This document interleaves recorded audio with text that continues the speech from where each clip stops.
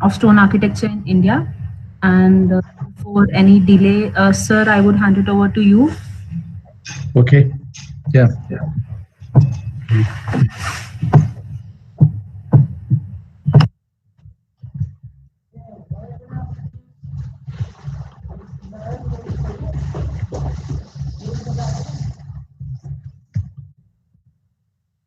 Fine. Full screen. Yeah, I will let them see. After that, I will give it on full screen. It's okay. No, all full screen. Okay, fine. Yeah.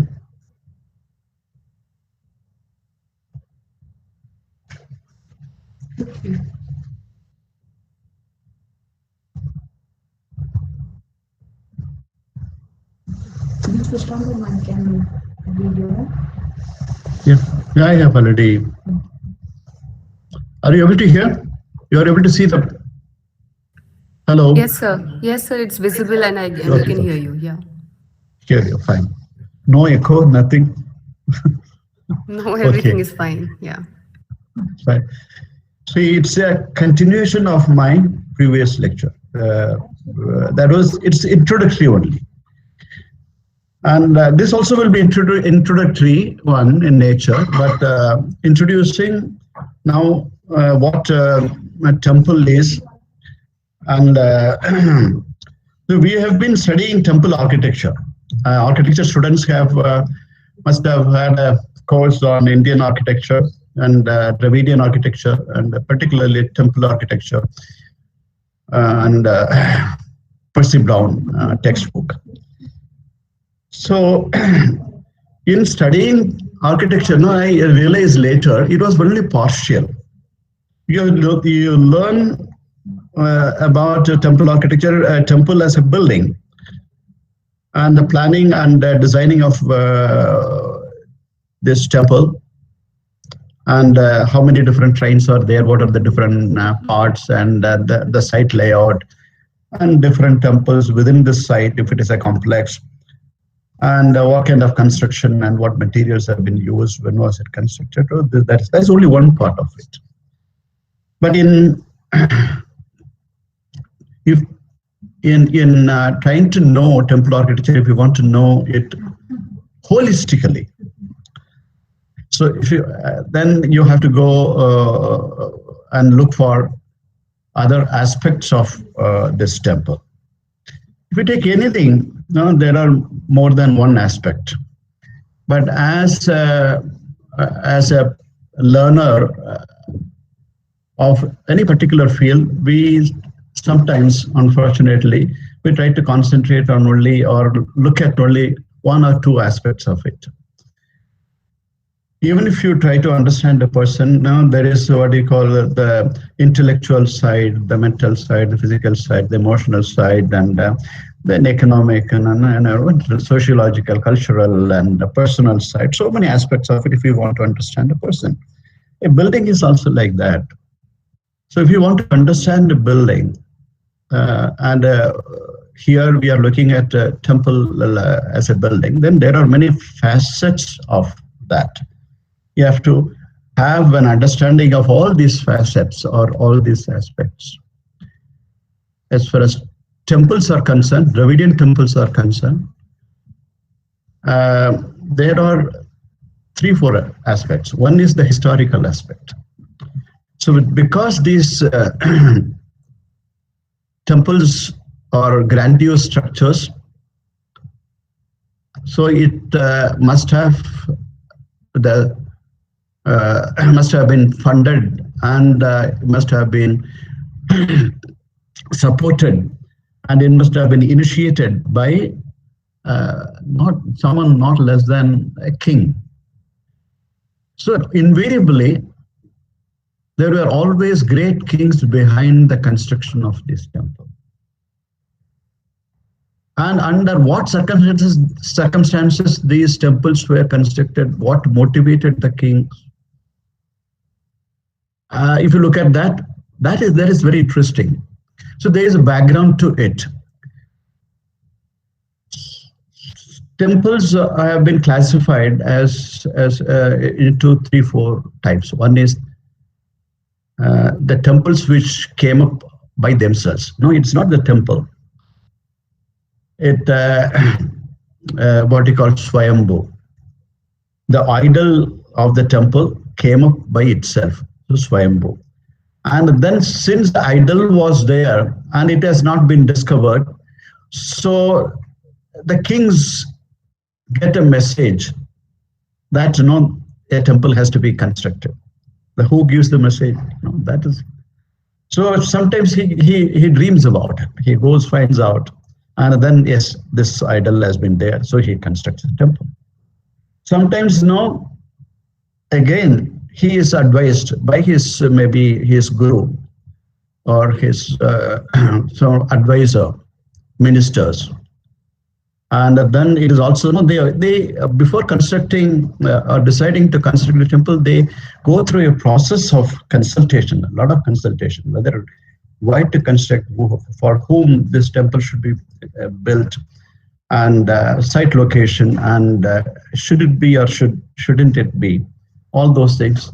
So a lot of consultations, even occult consultations are there, and then it is decided. And then go ahead and construct. In that case, the idol is made. Idol is made and it is consecrated. Then there are temples which have been initiated by rishis. The place and the idol, everything. The rishis, saints have been behind that. So these are basically the three types of the founding of the temples, the creation of the temples, the great grand old temples.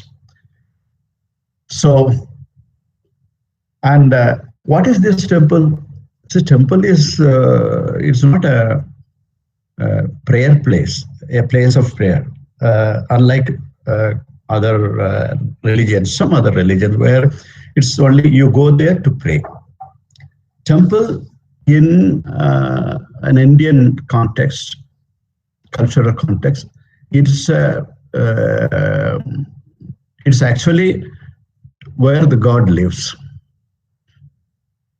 So though it is an idol, but it's all the rituals that are there right from morning till night. It's as though somebody is living there. He wakes up and then he is bathed, he gets dressed, he gives audience, and he also has his food, and then he again has a siesta, and then the evening again he is there, and there is music, there is entertained, and then he goes to sleep. All these things, just as we go through in our life, the gods and gods consorts and family, they also go through it. So it's done.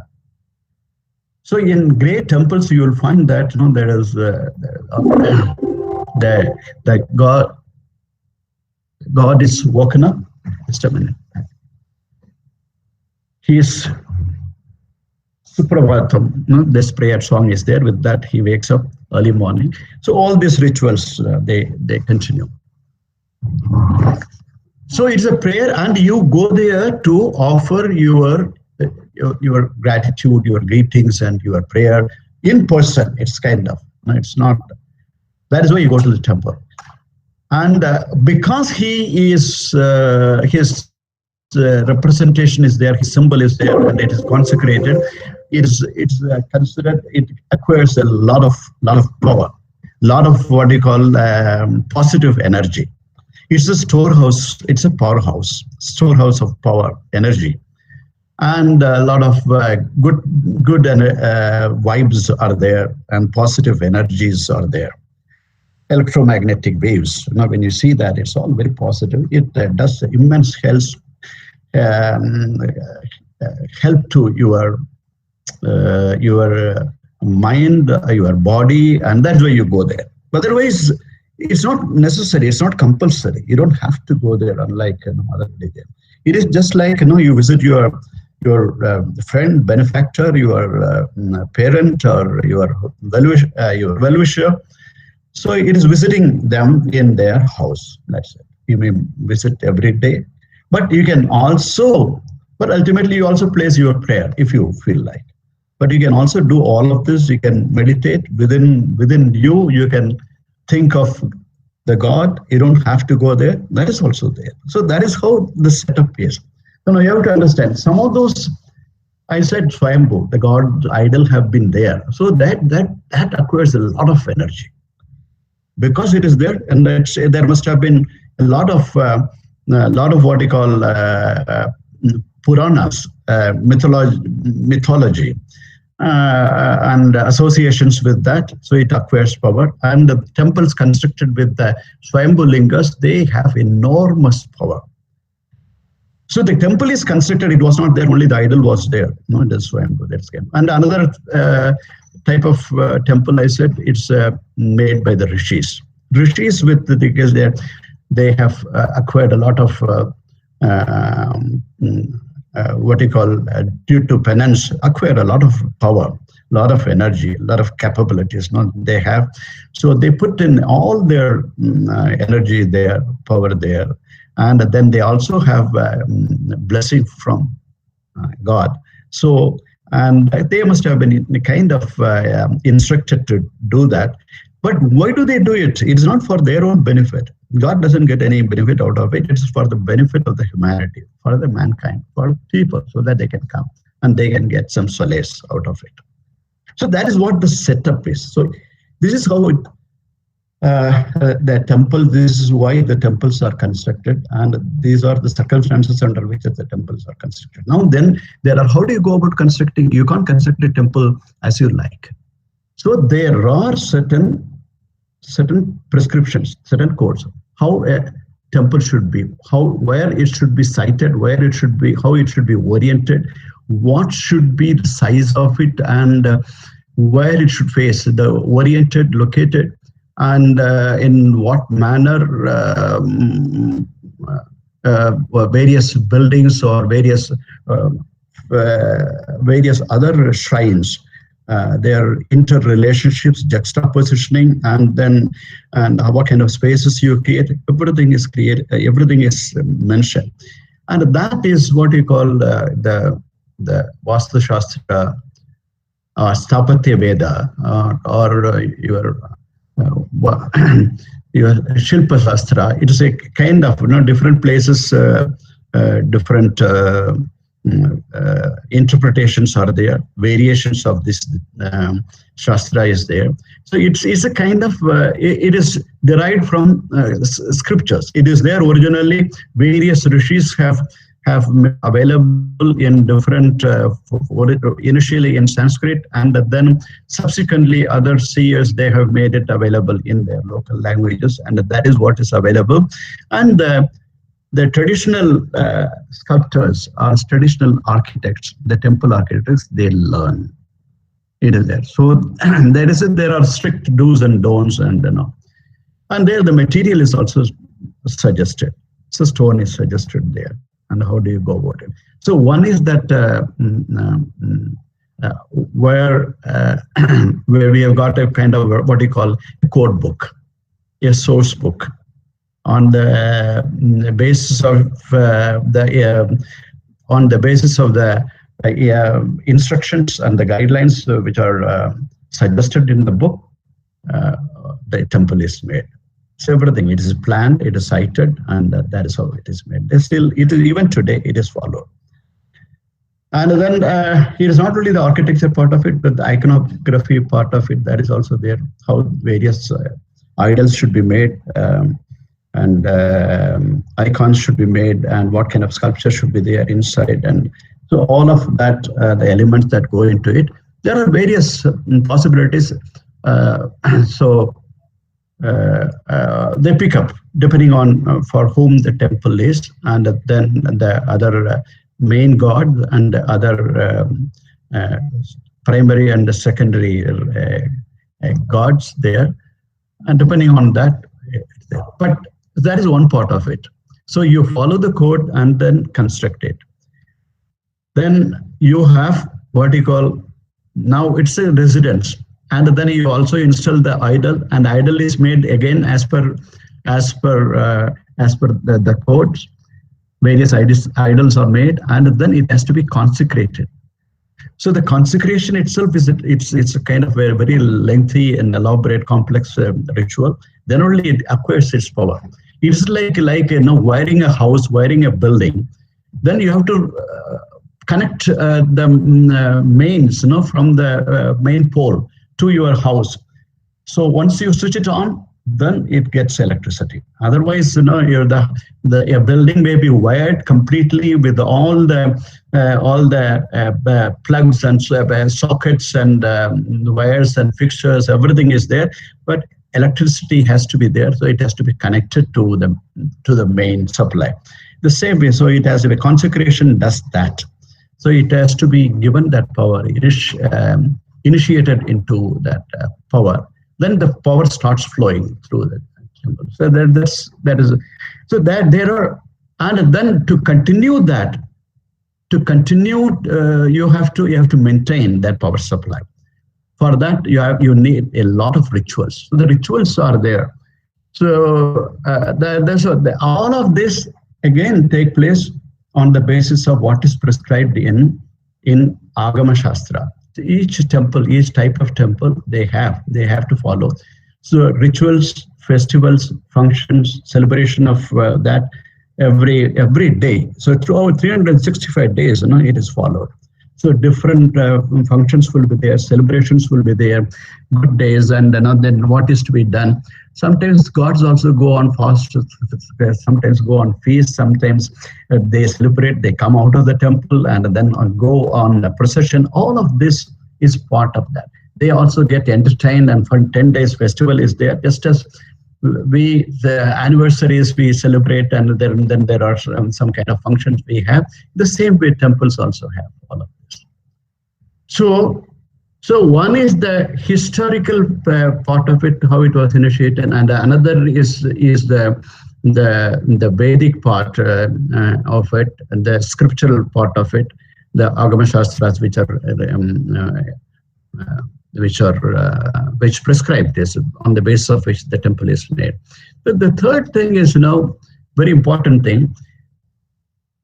Most of the temples, the important temples, the most well-known and the most visited temples, particularly throughout India, it is like that. The ancient temples, there are what is known as the temple history. The temple history is the exact word is Sthala Purana. So that is different from the history of the political history. A king has made and then he provided, and that is one. But a temple has the sthala, the site has its own history. So before it is made, now what caused the temple to be there? So the king is only an incidental player in that.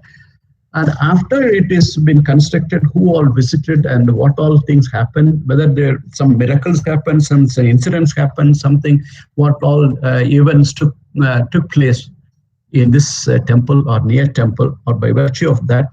So all of this is Sthala Purana. So that is the other aspect of it. Then in continuing, so this temple may have been made, say, 1,000, 1,500, 2,000 years ago, and it keeps on going. It's a living entity. Just as you keep on repairing, you keep adding to your house. In the same way, temples are also, it's not a one-time structure. So many things are added. So even here, when we look at the history of, when you look at the architecture of temple, we see that the temples are not in one go. So it starts with something, and then they keep on adding to it, and it's still. So even now, when you look at it, the things are added to the temple. Sometimes physically, sometimes in terms of structures, sometimes it may be in terms of functions, rituals, and additions, the activities the temples are involved.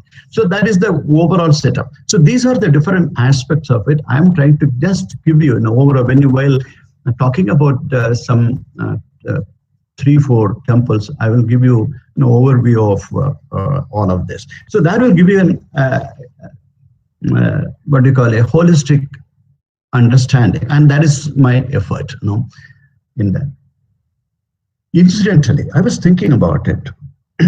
I realized what we are having today is what people had, say, 2000 years ago, or even before that, 2500 years ago, or 5000 years ago, during Mahabharata time. There are worships. At that time, there were no temples as such. We remember, if you know Ramayana, Ram himself is Lord. He's worshipped, but he worshipped Shiva in Rameshwaram. He made a Shivalinga of sand, and then he worshipped that. So the worship and the symbol of Shivalinga worshipping is always there. There was no temple at that time. Subsequently, after that, that was, we don't know how many years ago, how many thousands of millennia ago that happened. But it happens. And Krishna also, there are, during Krishna's time, all the Pandavas, they all worship Vishnu, Shiva, they all there. And Arjun, there are the others, they go to a temple. At that time, Krishna himself is now worshipped in a temple. He is kept in. At that time, different. There were the Trimurtis. They had temple. So not Krishna and Ram, because they are avatars. So they must have been there, and in a temporary structure. It's a place only, not an elaborate temple structure that is there. So all the scriptural codes have been made only in this yuga. That is, it is around 5000 years ago. So all the temples have been only in this period. After that, the earliest could be 2500, 3000 years ago, because the codes were not that. Earlier, the concept of temple was very different. Prayer was different. So now, whatever is there. So that is the kind of a background. I was thinking, many of the things that this civilization, this culture that we have, and the subcultures. The subcultures are very unlike other countries where there could be subcultures. The subcultures are very subtle. They seem to be apparently wearing the same kind of dress, same kind of language, and eating the same kind of food, and performing things in the same way. But in India, the subcultures are very, very, very obvious. That you can see, we go from one state to another state, even one from district to another district, you'll find a change in the language, change in the food, change in the observance of customs. It is remarkable.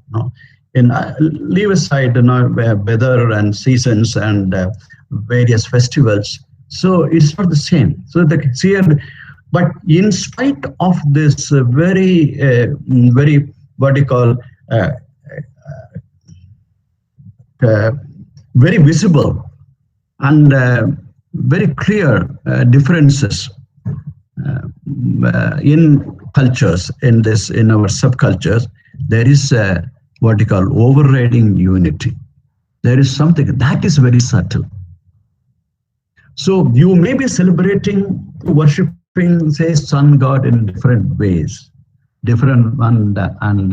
but there is, the concept of sun as a god is always there. It is all pervasive. That is what is unifying.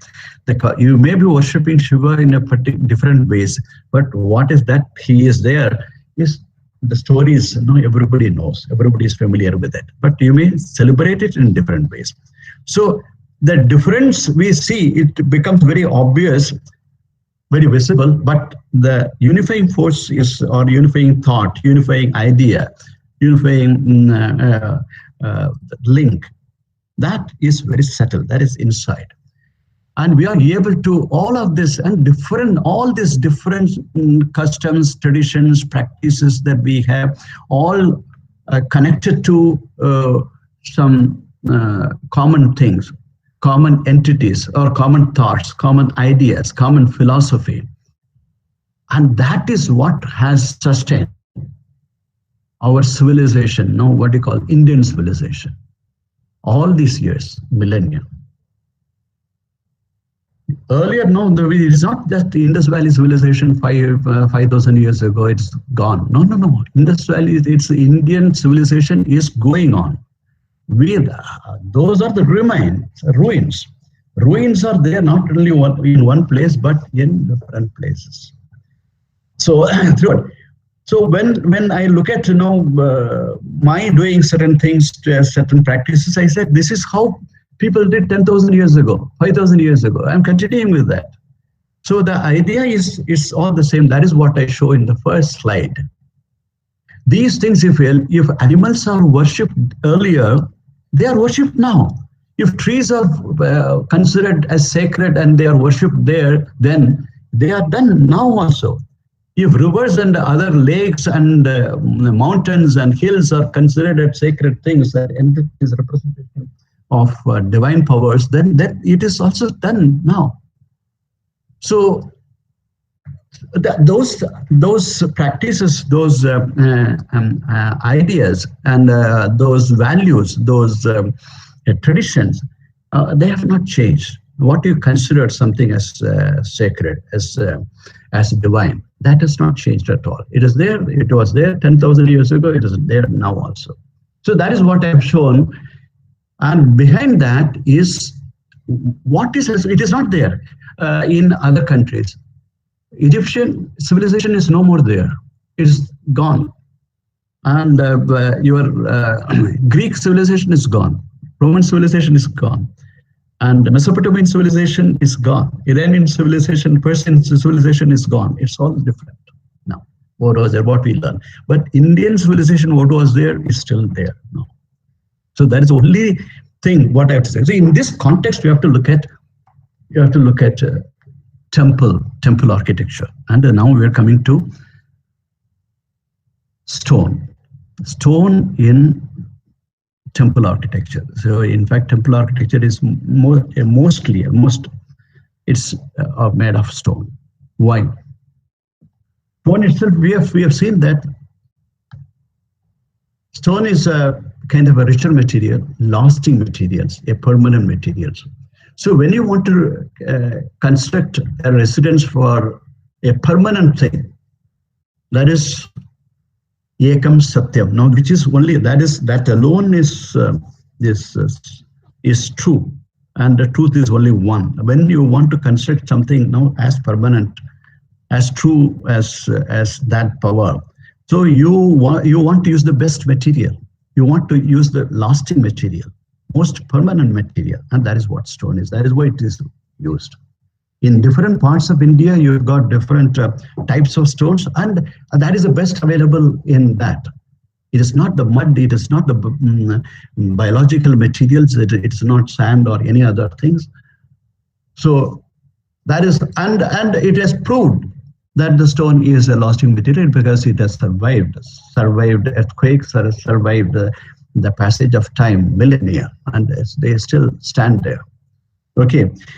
And the stone is, incidentally, there is some of those Swayambhu, I said, temples, they are not idols. They are simply a piece of stone. If you go to Kedarnath, you will find only a piece of stone. If you go to somewhere like Kashi, it's not a linga. It's just a piece of stone. So many other places also you will find whether it's a Shiva or Shakti, there only it's a piece of stone. There is no idol there. So but they are Swayambhu. They have by themselves they have come there and they have the power. And even in your own personal life, daily life, people, those who are knowledgeable, those who practice religious customs, they also use, they don't use idol. They don't use even photograph image. They use only stone, piece of stone, and worship. Like certain stones represent certain gods. Like the stone which is available, any stone which is available in Narmada, when you take out a stone from Narmada river, from the riverbed, it is Shiva. So Narmada Ban it represents Shiva. And a stone which is available in Gandaki river in Nepal, that represents Vishnu. And Sonbhadra river, represents Shakti, Parvati. And quartz stone, which is available in some parts of Tamil Nadu, it represents Surya, like that. So that's still people they don't even why I'm just saying there's in the background of that. When you find in different places, it's your own. If you have gone to your temple and what goes on in the temple, how people worship in the temple, and what kind of puja takes place there. And if you go to the South India, it maybe you will find it. There are a lot of differences. The other day, Smriti said, this marble which is white and which represents idols and gods are made of that. But in South, it's just the opposite. It's made of black granite. So black granite, which is the best of the stone, because it lasts forever. So all God's images you will find, idols you will find made of black stone and granite. And because that is the most lasting thing. If it is not Swayambhu, it will be just a piece of stone. Again, granite, which has been there for ages. So that is the background to it. And the first slide, if you have understood that, the reason for our sustained civilization, our civilization, which is still continuing, which is still living, and very dynamic, and that is because of our observance of various small rituals, practices, and customs, and which all exhibit, which show our sensitivity, show our values, so that is what it which is all of which direct towards living in harmony with nature. That's it. We haven't changed that. So the second one is also background. I told you there is a code. So there is a knowledge book, a source book for stone architecture. So particularly temple architecture. And that you will find our complete set of scriptures. One is Vedas. Vedas are known as Shrutis. So Shruti part I have removed. Now Smriti. Smriti, you're there? Hello? I don't know whether the people are there. Yes, people sir. are able to. Yes, sir. Yes. I can see my name. I'm here. Smriti is there. Smriti is, all of this is together Smriti. Yeah. What you smaran, Smriti has come from smaran. Smaran means what is worth remembering, Yeah. worth thinking about. This is, and that is what Smriti is. So all this all these things are worth remembering. You have to remember it. You have to remember it to follow it. So that is what it is. So it is itihasas. So we have itihasa to Ramayana and Mahabharata are itihasa. Purana, 18 Puranas are there. Bhagavatam is Srimad Bhagavatam is one of the Puranas. There are Vishnu Purana, Shiva Purana, and Skanda Purana, and Garuda Purana, and so many Puranas. Devi Purana. There are 18, all the gods. Nothing. That's the Puranam is history. Purana is the history. Itihasa is also history. This is how it happened. Of course, the Hindi word for history is itihas. So Purana is older history. Older history is Purana. And then Dharma Shastra is there. Dharma Shastra is how it's including Manusmriti. These are codes, various. What we have to do. We don't have to. Nobody follows anything. Nobody has even read. Not very few people. Only except the great what you call gurus and saints who are there, who don't come in the front. So these things are there. And when you see this is the last part, the lowest part is very interesting. We have yoga. Patanjali Yoga Peeth is here now.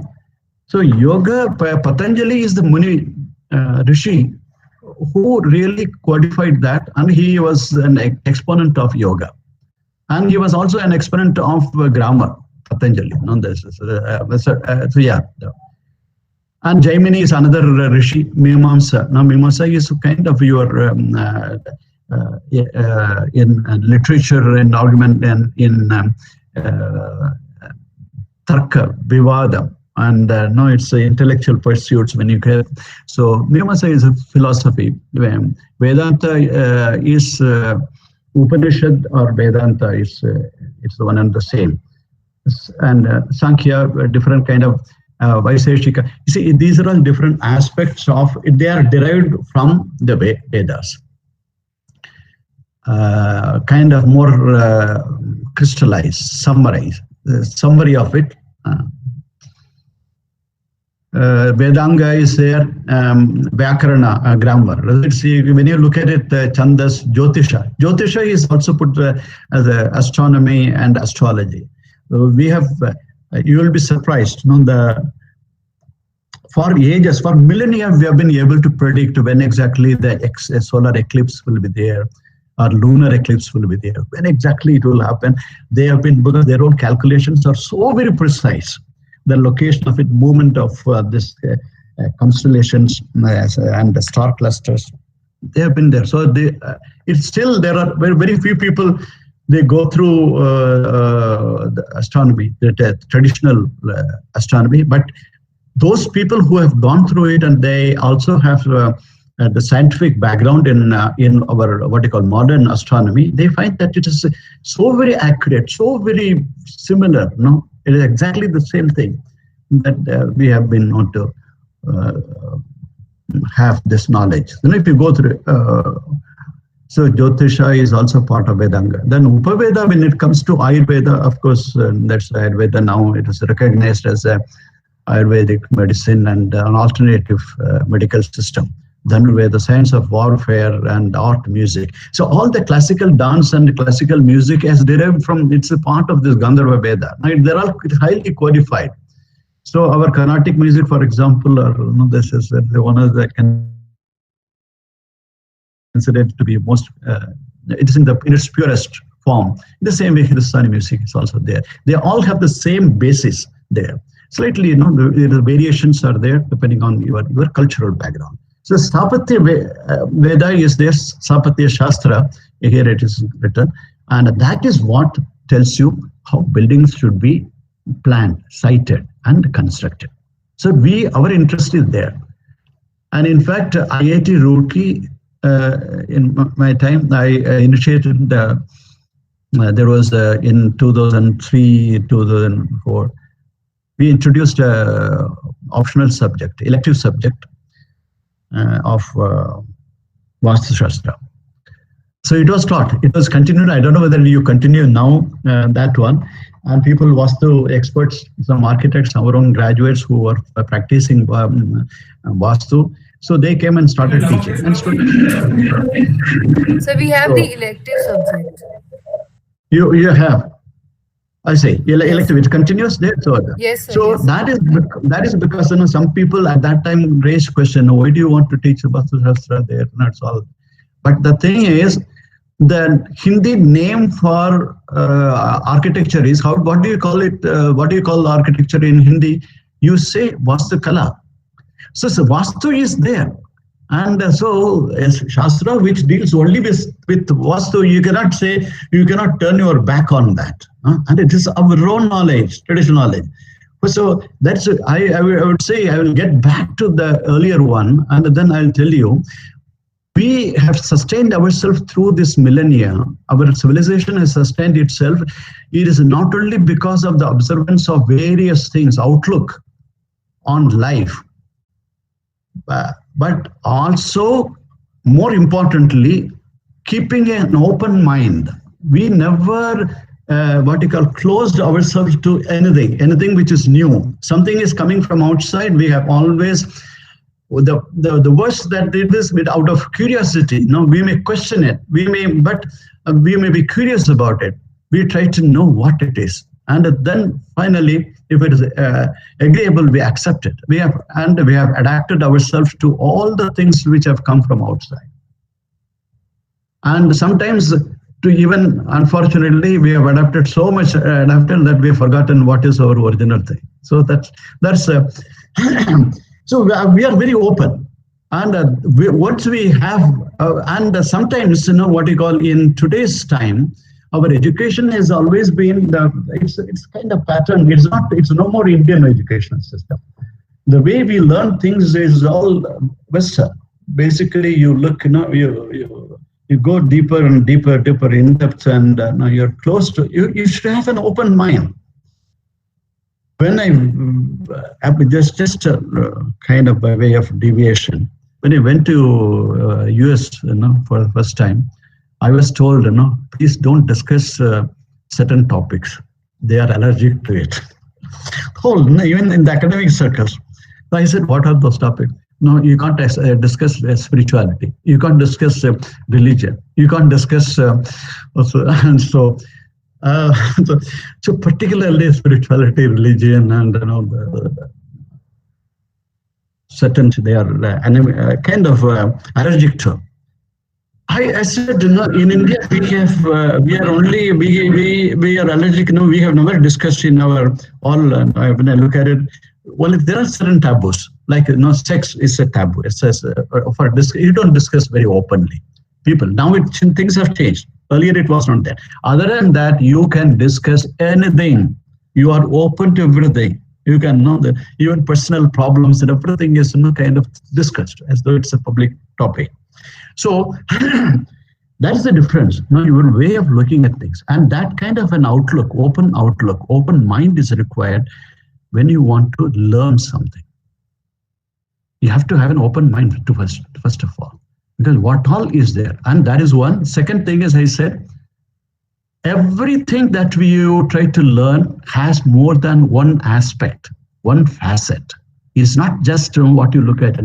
My interest is only in how this particular thing responds to that. So I will look at that, just that. No. Something else. There are so many other different aspects which could be responsible for that. So you have to look at it, and that will only give you what do you call, Smriti, you said, I gave an overview of in my introduction. But I'm always trying to have a holistic view of the things. It's not just an overview. It's an integrated view, a holistic view. It's a kind of a complete view of what it is. Sometimes there are maybe certain aspects which may not be so very important, but you must nevertheless try to understand what it is. But any of these things, I don't know any of these things, but I have to know at least that these things are there. This is what has given rise to what we have, what we are now.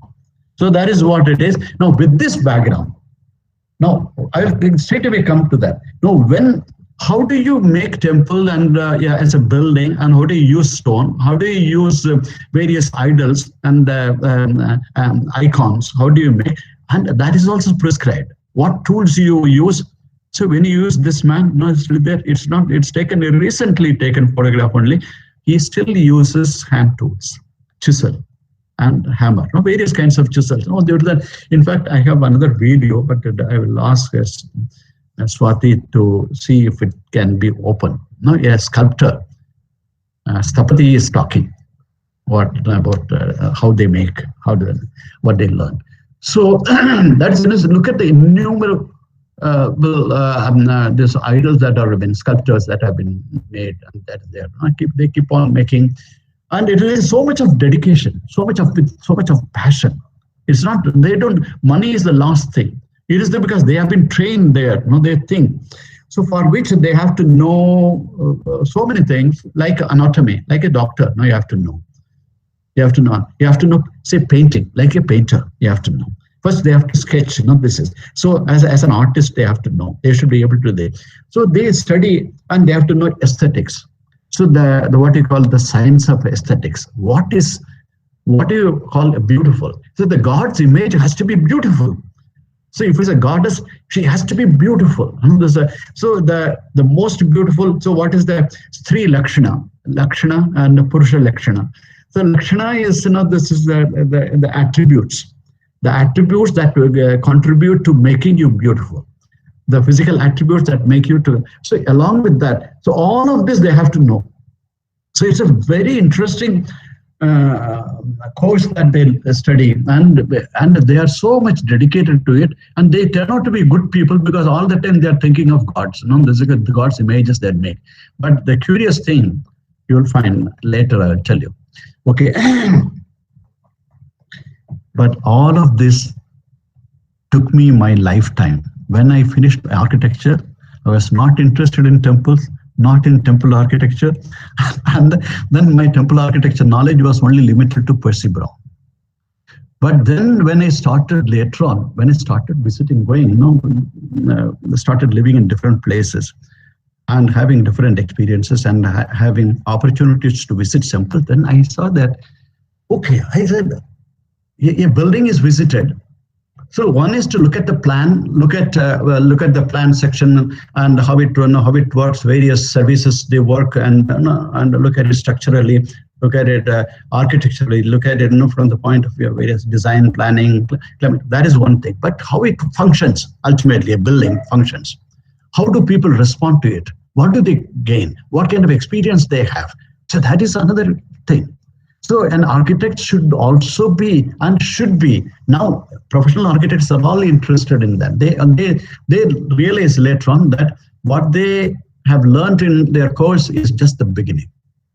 And what they learn on a daily basis in real life, that is what that makes and that enriches their knowledge on architecture. That makes it more holistic, more complete. That is what it is. Now, in India, when we are talking about temple architecture, I'm going to only deal with some examples, 3 or 4 examples, and which are located, one from Trivandrum, which is in Kerala. That is only because I was born and brought up in Kerala. I studied in Trivandrum, so I have a bias. So that's right. So and I have learned the good things of both. And then I'm a Tamil, and so I'm originally from Tamil Nadu. But my forefathers, they came and settled down there. So that kind of a thing. So bilingual, and now you have the Tamil Nadu is of all the states of India. Tamil Nadu, if you see what is so special about Tamil Nadu is the temples. So it's the temple capital, temple state of India is Tamil Nadu, because there are thousands of temples, at least. More than 100 temples are very powerful, very well known, and they have powerful in the sense they have divine power. Great temples. For example, there is what you call Panchabhuta Kshetra. Panchabhuta Kshetra is very, very in the Shiva is in 5 Panchabhutas in that form. Shiva in the water form, Shiva in space form, Shiva in Vayu, that is air form, and Shiva in earth, soil form, and Agni. So Panchabhuta is the kshetras are there. That is all of them except one. Now one is in Andhra Pradesh border, Tamil Nadu, Andhra Pradesh border, but other 4 are in Tamil Nadu. Then there is what you call Chardham. When you look at the whole of India, there is Chardham. The Chardham is 4 one in each corner of India. The most what you call most significant, most important temple is located. What is that? Badrinath we know that is a part of Uttarakhand Chardham. But in all India level, the Chardham, Badrinath is one. That is in north. Then in the west, you've got Somnath. So that is another Chardham.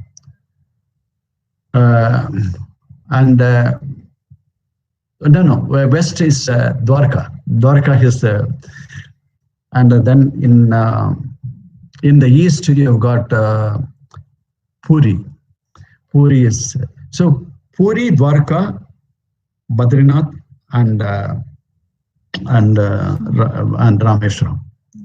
Rameshwaram is down south. That is also in Tamil Nadu. So Chardham, one is in Tamil Nadu, and Panchabhuta, Char Bhutas are there. And Jyotirlinga Kshetra is also 12 out of that. One is there, and the Maharashtra has more, 5 Jyotirlingas there, and Kedarnath is one Jyotirlinga Kshetra. Kashi is in the UP, that is there. So these are all distributed there all over. And other important temples are also there, very well known. So I will be dealing with some of those.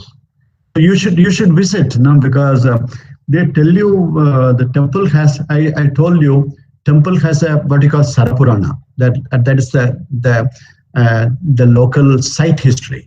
Temple has a political history under which there's who has constructed, and temple has also been it's a site of various events happenings, and it has what you call the rituals, special celebrations, what continue to happen, all of this. So each one is very, very, very interesting. Now when you look at that,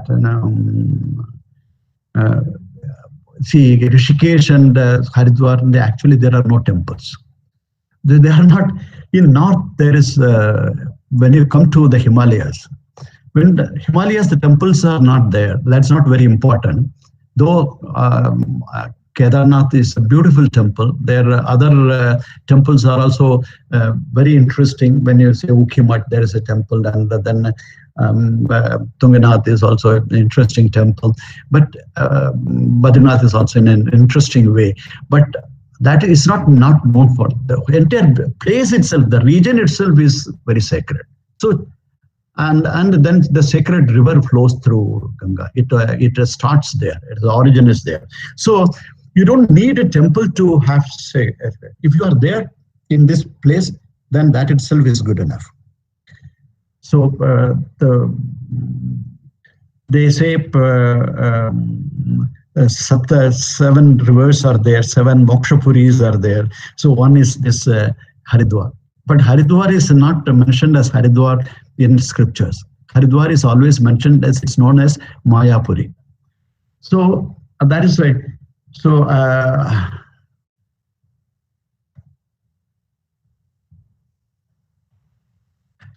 Ayodhya, Mathura, Maya, Kashi, Kanchi, Avantika, Puri, Dwaravati. So these are the 7 Mokshapuri. So in that, Ayodhya is there, Mathura is there, and Mayapuri, Haridwar is there, and Ujjain is there, Avantikapuri, Ujjain, Dwarka is there, and Kashi is there. So these are Mokshapuris, and Kanchipuram. So that is in Tamil Nadu. So Kanchipuram. So you are there. You don't have to even go to the temple. You are born there, and you are. If you are thinking about it, it's good. So they have different things, which these are all stated in scriptures. When is there, great rishis have testified it. If you are there, if you are on the bank of a Ganga, then it's good enough. You don't have to be. So there are so many things. So temple has the place of a temple, what it signifies. It's a place, I told you. Otherwise, it is a place. It is a residence of God. Okay. So the God's residence has to be different from man's residence. So that is why it's made of stone. Okay. Now I'm coming to in Tamil Nadu. I told you that it's a region. It's the state of temples and Dravidian temples. Each one, there are at least some 20 temples, which are huge temples and occupying hectares of land, 10 hectares of land, something like 20 hectares of land. So a huge area. So we will be looking at, one is Tanjavur, we are looking at Madurai, we are looking at that, and which is Trichy is there. So Trichy is, we are not looking at Trichy, there is nothing not so very famous. We will, close to Trichy, suburb of Trichy is Srirangam. So we are looking at that. So that is what next one will be. Now, this is Srirangam. So it is Trichy in Tamil Nadu is NIT Trichy is there, and it's a city. It's fairly big city, more than 10 lakh population is there, and the suburb is it's an island. Kaveri River is again one of the 7 holy rivers of India. Ganga, Yamuna, Godavari, Saraswati, Narmade, Sindhu, Kaveri, Jaleshwan. So Kaveri is in south. So in out of the South Indian rivers, Kaveri is sacred, considered sacred. It is considered Dakshin Ganga. Southern Ganga is in South India. The Ganga equivalent is Kaveri. So it is originates in Karnataka and flows through Tamil Nadu. So major part is in Tamil Nadu. And of course, wherever it is there, it irrigates a lot of the entire Tamil Nadu. The bulk of its the grains, the rice that it cultivates, it's all irrigated by Kaveri River. Now you see the Kaveri here flowing in the foreground, and it's an island. And at the distance here, no, that is also before Srirangam, the Kaveri River branches and creates an island. It's so an island, and then it again joins after Srirangam there. So Srirangam is located in an island. It has always been like that. And there's and you see that in this, when you the aerial view of Srirangam, what do you see? You see only Gopurams. There's nothing there. The rest is all coconut trees and other trees. No, that's it. So how what you call important, what kind of a landmark this temple is. But at the same time, it has a population of more than around, I think, 15,000 population, the Srirangam. It's a temple town, and 15,000 population is there. So it has, when you look at it, the plan, there are so many. Okay, fine. Okay, fine.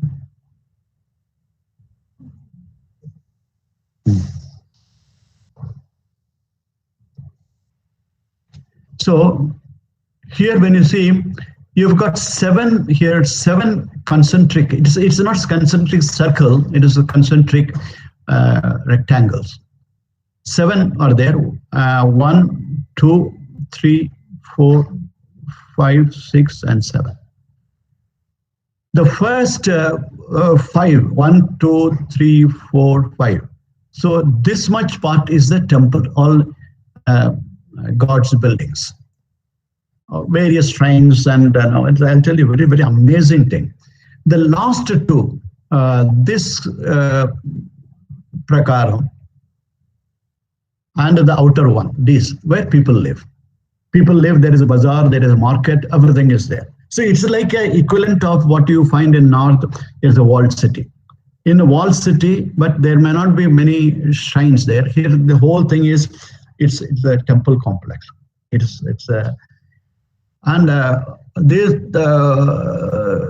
this temple, how did it happen? It happened, it has Puranic, it's time immemorial. Nobody knows how long it has been there. But the only thing is, the temple structure started sometime, as we see the most ancient remains that we have is of what was constructed, say, some 2,500 years ago. But this temple is there, it was mentioned in Mahabharata. That it was there, known this God, known that it is there, it's also mentioned. It started with, the story is how it started. When Rama comes to, that is what the Sthala Puranam, it's associated with the temple, which you will not find it in other history. There is the kings who constructed this temple, the Chola kings were there, and some Pandya kings also contributed to it. Some Maratha kings were also constructed something. Then later on, Vijayanagara Empire, their kings also contributed. Over a period of close to 1,500 years, the temple construction took place. The most recent one was, and some part of it was also demolished. Malik Kafur, there's Alauddin Khilji time in early 14th century, between 1300 and 1350, this temple was invaded. It was pillaged. It was burnt.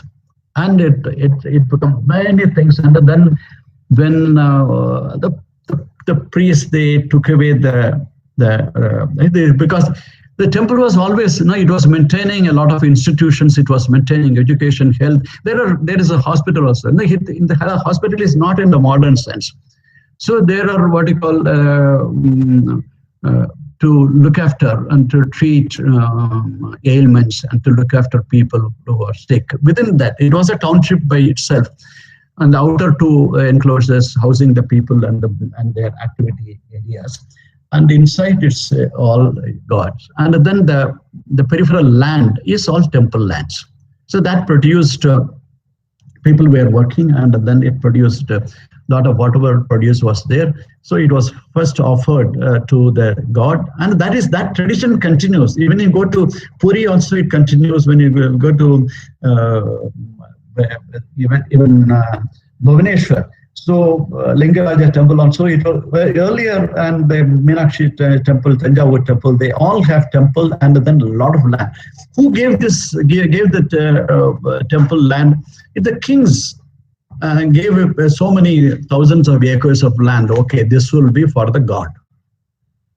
In fact, in Trivandrum, the temple, Padmanabha Swami temple, he says the entire kingdom, the Travancore king, Marthandavarma, in 18th century, he said, the kingdom is God's. The God has, it's his kingdom. I am only as a representative, as a caretaker, I am ruling. So he called himself Padmanabha Dasa. So in the same way, here also in Tamil Nadu, so the kings considered themselves as servants of God. And it's only God's land and God's, this property, and that's his power. With that only I am ruling. So it's kind of a thing. That's why they constructed the great temples, and they're knowing the power of it for me. And I told you that sometimes the kings get a dream or a message, and then they construct. So that is also there. He knows. So he is only kind of an instrument for certain activities. Instrument. So he is ruling a country is also an opportunity given to him, and he gets a chance. And then he is in. So in the scheme of things between king and the king is always considered as a kind of he has the power of a god. So he wouldn't do anything for a selfish purpose, anything in a rash way, or anything which is not supposed to be doing. He is not supposed. So he is always kind of not only a learned person, and very judicious, and knows what is right and what is not right. So that is how it is. That is how he could achieve so many things. All the kings they achieved, and then they never had any palace of grandeur, and that's why we don't see any palace of these kings there. Okay, so now coming back to here, Srirangam. Now you have 7 prakaras, and inside you've got water tanks also. You've got a lot of water tanks, big and small, but at least 12 water tanks are very famous. And so there are mantapas. Mantapas are 1,000-pillared hall is there. I have to tell you the role. Another thing is what is the purpose of a temple? I tell you, what is a temple? Temple is the residence of God, and then you go there to also to pray to Him, to also worship Him, to see Him. So to have a darshan of Him. So and this is what we say when we go to somebody's house. Aapke darshan ke liye aaya hu. It's the same way you go to a temple to have a darshan of Him, and also whatever you have to say, you tell Him. You can share all your problems, and that's it, in a kind of personal way. So there is no such thing which is there. Everybody has to say this. No. There is no chorus. Nothing. Everything you do individually. It's a one-to-one relationship. So that is what you do. And when in the temple are. So one is that. The second thing is the temple also served as a social space, socio-cultural space. temple also served as an institution for imparting education, and an institution providing the medical attention, an institution taking care of this the poor people who don't. And in times of calamity, people can assemble there. They will be, and from there are granaries there in the temple. They are there where they store paddy, rice, and other things. And on a daily basis, they have huge kitchen. This kitchen, the food is prepared, and then it is also distributed to poor people. You will find that you go to Tirupati, you will find you will be fed. So whoever goes to Tirupati, they will now it's a very small payment is there, or mostly it's free. It is there. So in the same tradition continues in Punjab. You go to any Gurudwara, its langar is there. It is free, the same way. So that will be there. If you go to Puri, again every food is cooked, offered to God, and then it is shared. Whoever goes there, of course somebody pays for it, but you will get food, not there. So nobody goes empty in the stomach. So all of this is it requires. And Tamala temples and all other temples like when I say Puri Jagannath temple, or even Lingaraj temple, they were the platform for and all the arts. So performing arts and fine arts, everything was there. So for music, we have seen it, and it's a part of the Veda. So God Himself knows He doesn't say no to anything. He likes everything. So dance also He likes, because we have got gods who are dancers, who dance, and we have got goddesses who play instruments, and gods who play instruments there. So all the artists, they learn.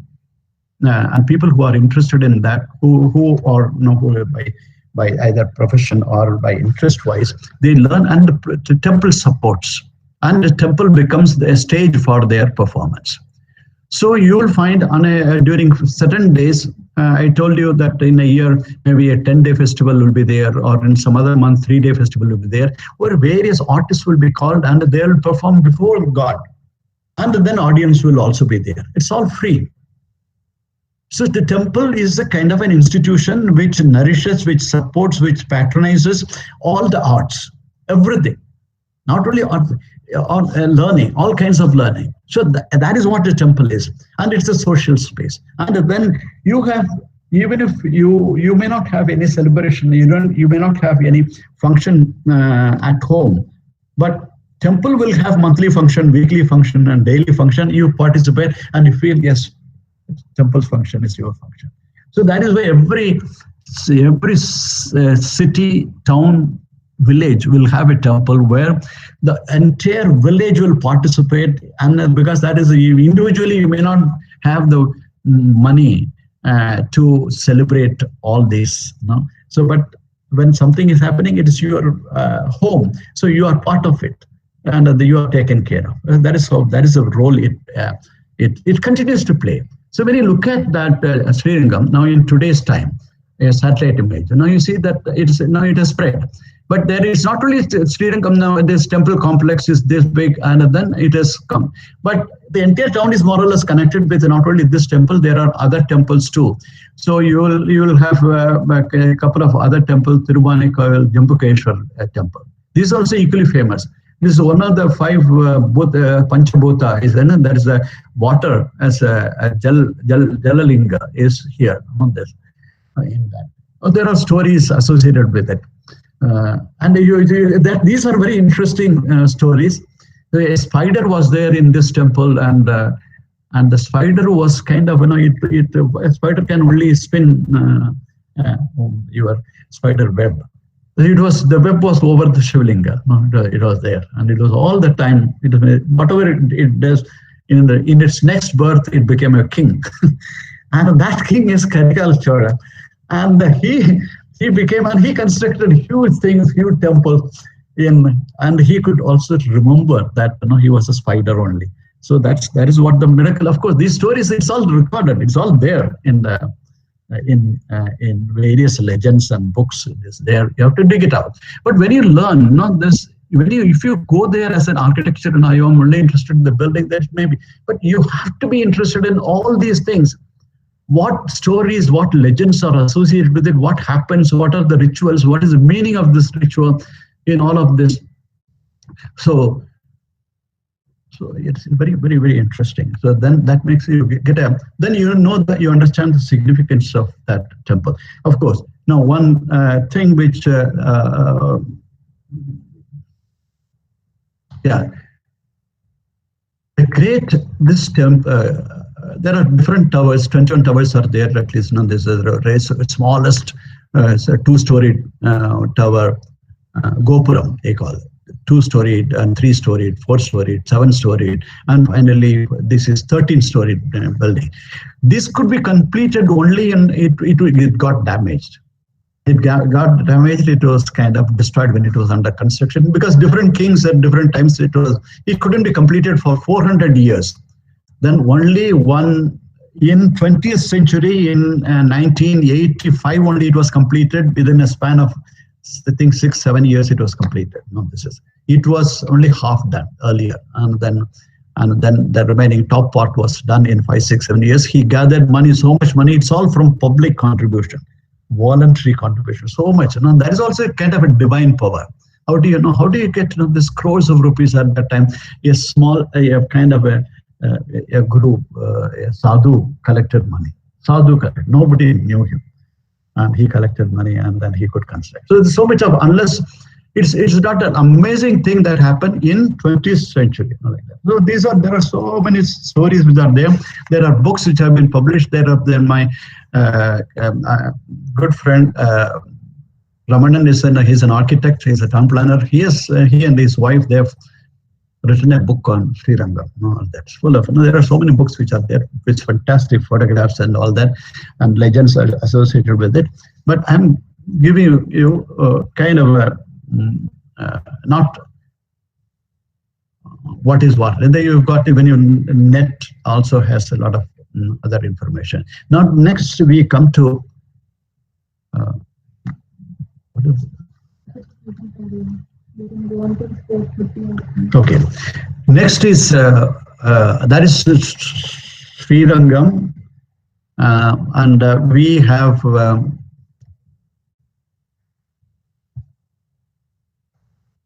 yeah. When you say Sri Rangam is here, I'm looking at Trichy. So Trichy is Sri Rangam, 10 kilometers. Now next, then we go to close by, some 40 kilometers, 35 kilometers is Tanjavur, 40 kilometers. Tanjavur as that. Chidambaram, incidentally, is where Akashalingam. Akashalingam is known. This is Panjabhuta, is Akasham, space. So ether, they call it. So in Chidambaram, there is no idol there. Now when you see Garbhagriha, it's a space only, not that. So it depends, the God, we have been, because we know very little. A half-baked knowledge is very dangerous. That's why we get into a lot of wrong notions about our own, what we follow, our own civilization, our own culture, our own traditions, customs and all that. Because we have never cared to know fully what is that. It's all there to pick up and know about it. So it's Chidambaram is very interesting that way. And it is one of the Panchabhutas Kshetra. And Tiruvannamalai, which is written there, and another one, Tiruvannamalai is there. That is another Kshetra. It's the Jyotirlinga. Jyotirlinga, Tiruvannamalai. And on Kartika Purnami, which was in November, this 24th or so, Kartik Purnami, Kartik Purnima, on that day, they on top of the hill. The hill itself, Tiruvannamalai, is a mountain. So Annamalai is the name, God's name, Annamalai. So that mountain is also like a mountain is also considered sacred. People go around the mountain. People are not supposed to walk on the mountain with footwear. So they walk barefoot only on the mountain. So on mountain top, they light such a it's a kind of 6 meter tall jyoti they light up, and which is seen from miles away, 20 kilometers away. You will see that, Deepam, and the whole town gets lighted up. And so not on Deepavali, but on this day. Now, that is because that is the time when God Himself is on Jyoti Swarup. So that is so the entire thing is Jyoti. So you worship Jyoti as because He Himself is Jyoti, and He is Chidambaram is His space. So the kind of a thing, but still there is a temple. There is a temple. There is architecture. You have got shrines. There, got because that's how it is. Now we look at Tanjavur. Tanjavur has this what do you call uh, World Heritage Site, UNESCO World Heritage Site. It has been declared. There are three such sites are there. One is this, and another is Hampi. Hampi is also declared as a UNESCO heritage site, full of temples. And Hampi's story is another very different kind of a story, but you have to know the story. So it was constructed. This temple was constructed. It's not a Swayambhu Linga or something like that. It was constructed by the king. So Rajaraja Chola king, he constructed 1000 AD. At that time, he constructed that. He wanted to. He must have been instructed. Otherwise, he's not mad not to spend so much money only on. Otherwise, he can enjoy life. He could have constructed a huge palace or palace complex for him and maybe his family, but he didn't know. We don't know. In fact, when the Rajaraja Cholan's now Samadhi is there in a village under a tree, open. There is nothing, not even a cover for that. Such a great king's Samadhi is in a very pitiable condition. People now ask the government, why don't you do it? A person who has constructed not only this temple but also constructed other temples there, such a huge, and you are studying it, you are doing research, and you're appreciating it, and there's no appreciation for the man who has spent an entire lifetime and all his resources on this. Anyway, that is another story. That is what we are now today. So this temple is very unique in many ways. They say that this temple, though that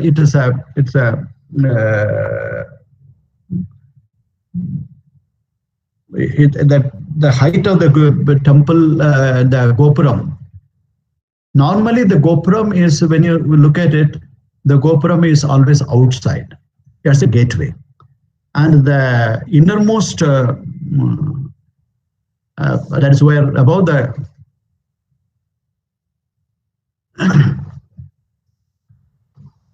no. Okay.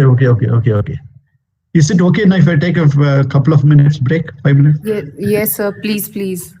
I know it must Okay. be very taxing because it's a serious subject and you have been talking constantly, continuously. You can take a break. Okay. Thank you. We'll take a break now and we'll resume Yeah. in minutes. So by 4:10, we'll be back. So see you all then. Yeah.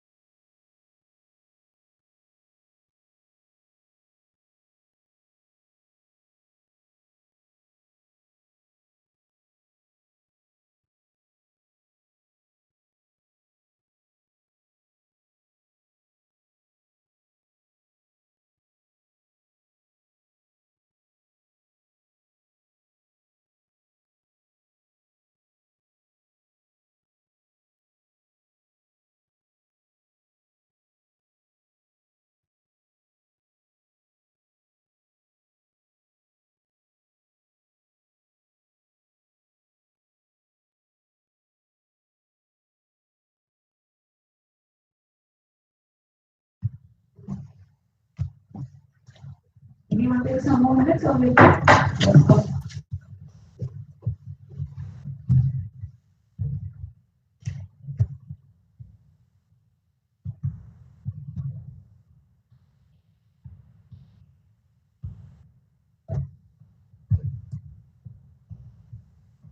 It seems people have logged out. They come at 4:10 because we are. I say, okay, okay, fine. Now I just want to see which PowerPoint show cancel. I don't know. There are two PowerPoint. No, they're the same. I The see. same page that's open on both. So that's, Are you sure? yeah, Yeah. yeah, it's the same image. No, no, it maybe, but is it opening something else? No. No, no, no. What is happening?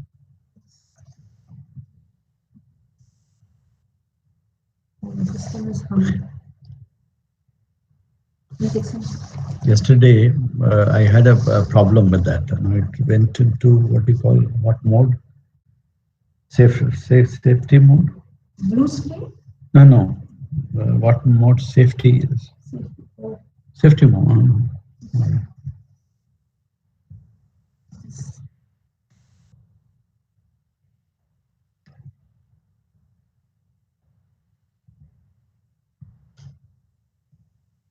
If not, we'll join in again. That shouldn't be an issue. Let us just.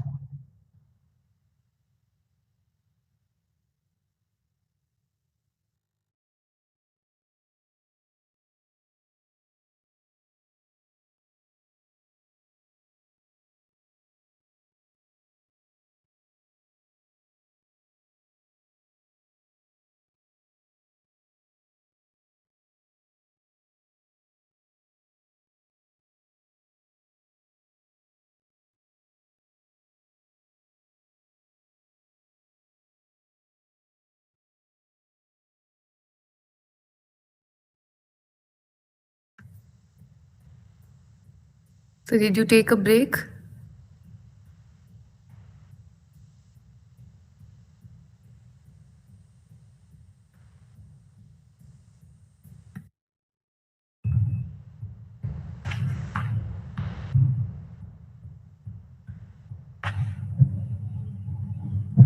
Ma'am, sir is ready. Shall we resume or for a Uh, minute?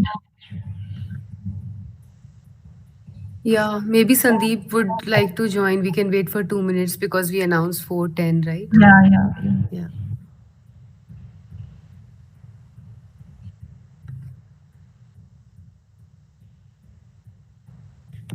So did you have tea?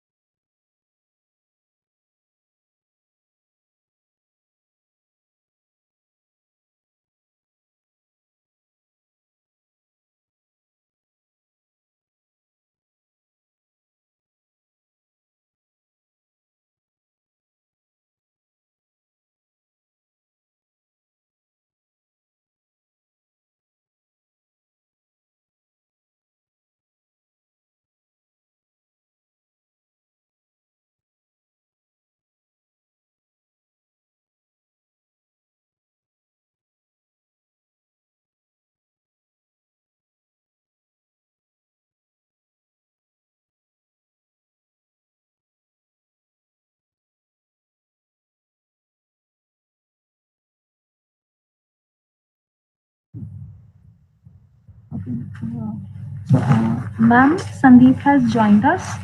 So, Yeah, we can begin if sir is comfortable. Yeah. yeah, yes. Sir, I would request you to please resume. Thank you.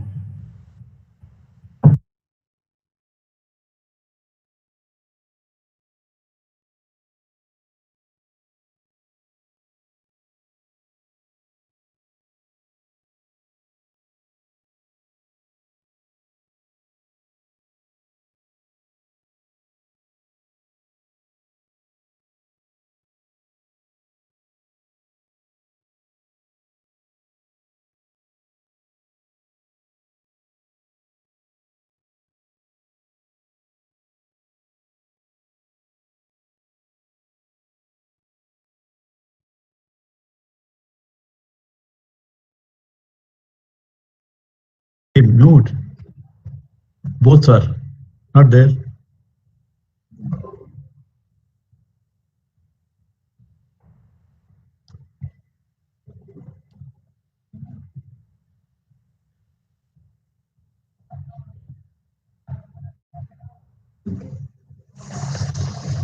Now, is it okay? Am I audible? Yes, sir, The you are screen is audible. seen. The screen is seen. So I just started talking about this Tanjavur Brihadishwara temple. Before that, I just wanted to say something about, no, this is that Raja Gopuram. Raja Gopuram is the Pradhana Gopuram, the most important, uh, the tallest Gopuram. This incidentally is the tallest Gopuram in India, or temple Gopuram of that. Of all the temples, all the Gopurams, this is the tallest. It's 240 feet tall. So it's like a 24-story building, roughly 20 to 24-story building. Uh, And, that is not, the God shrine is somewhere in the middle, no? Somewhere you see that small thing, it's somewhere there, in the middle. So it is not above the God's shrine. God's shrine has a small kalasha, a small. So that is the roof. That also I'll show you here. The God's shrine has only the small golden vimana here. Srirangam. I'm talking about this. This one is of Srirangam only. Whereas the other Gopurams are entry gateways only. There are 7 enclosures, so you cross. First to start, the outermost will be the tallest Gopuram, and then innermost smaller, and then there is a reversal. So it's a kind of a going down, and above the god's head, you have got a small roof, smallest, but it is gold of made. This is golden. So that is what.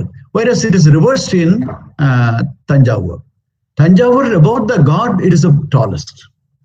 So Tanjavur, the Gopuram is actually so it is the reverse. The main entry is somewhere here, but that is not the tallest. That is taller than the inner Gopuram. There are 2 Gopurams, and then the tallest is above, where the Garbhagriha. On over that is the tallest one, and that is, but it's not as tall as the Srirangam one. This one is 204, 207, 208 feet. This is 208 feet. That one is 240 feet. The other one. So that's it. Yeah, there is another difference. Srirangam has been made. The layers have been added. Structures and temples. This is various other features have been added to it. Some mandapam is constructed at a later time. Gopurams were constructed. All of them were not constructed in one time, but they were all added. I told you, even as recently as 1980, 85 only, the outermost Gopuram, the tallest Gopuram, was completed. So it's over 1,000 years. It has been under kind of. It has been adding. It has been adding various features to it. And somewhere it was also invaded, it was also destroyed partially, and then it was reconstructed. Those things also happen. So in this 1,000 or 1,500 year span over which the growth has been occurring.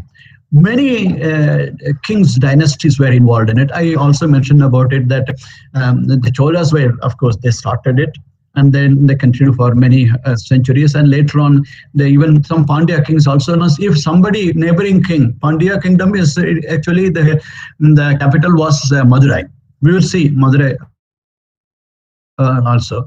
So there, the king, if he wants to do some service to this god, this king will say, okay, you go, you do that. So some mandapam or some facility will be constructed here, and supported with the resources of Pandya kingdom. That is how they also do some service to this temple.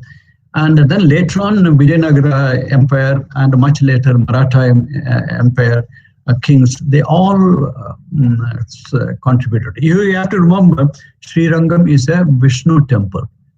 Aranganatha, Sri Ranganatha. He is in a lying position. So in a lying position, and this is one temple which where the main gopuram is this on the southern side. So the main entry is, it is facing south. Normally, no temple faces south. No god faces south, except there are only two instances. One is Shiva in the form of Dakshinamurti. He always faces south because his name himself is it itself is Dakshinamurti. Dakshin. Dakshin is south, so Dakshinamurti is a god who faces south.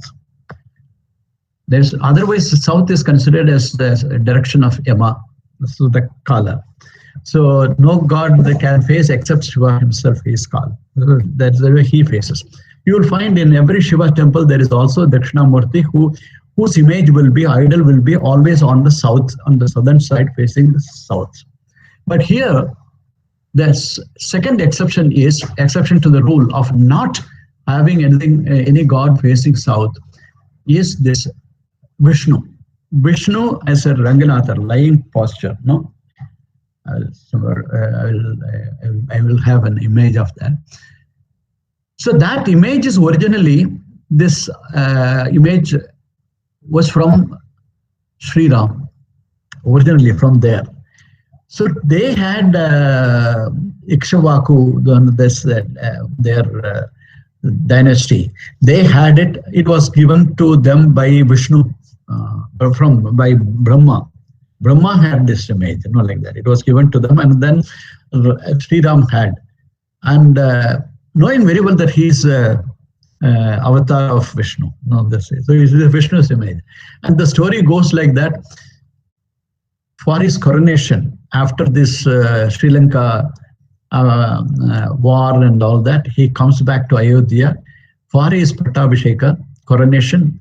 Vibhishan also goes there. And Vibhishan wants to have, because he realizes the greatness and he also knows that it's Vishnu. So he said, I want a token, I want your image to be there. So nobody will, only today's politicians will give their own image. But they're there. So he gave the image of the Vishnu. That is true, sir, what you just said.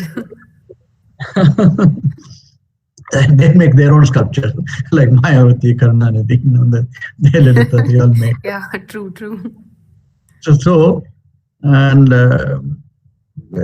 So that he was carrying that, and the one and a condition, because it was so very divine.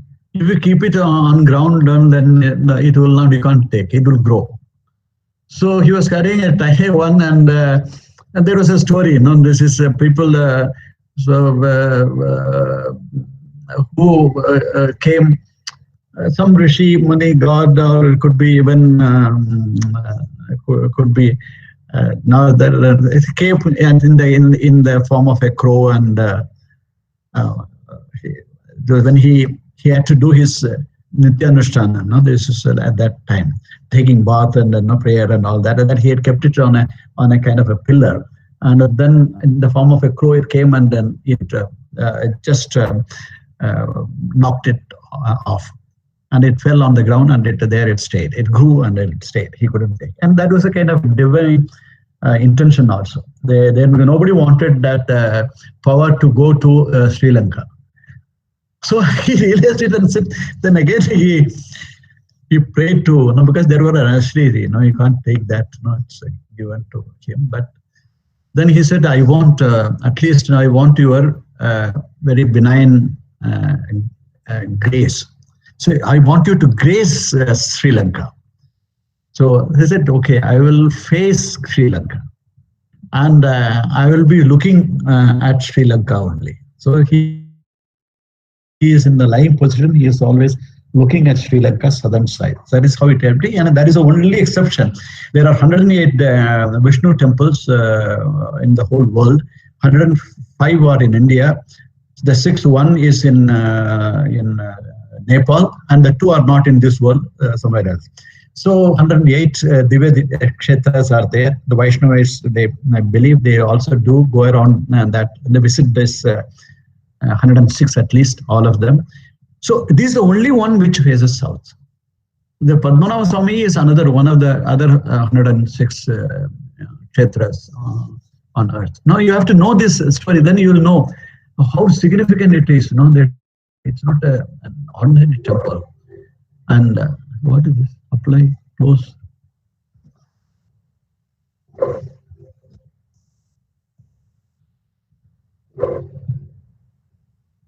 Sign out.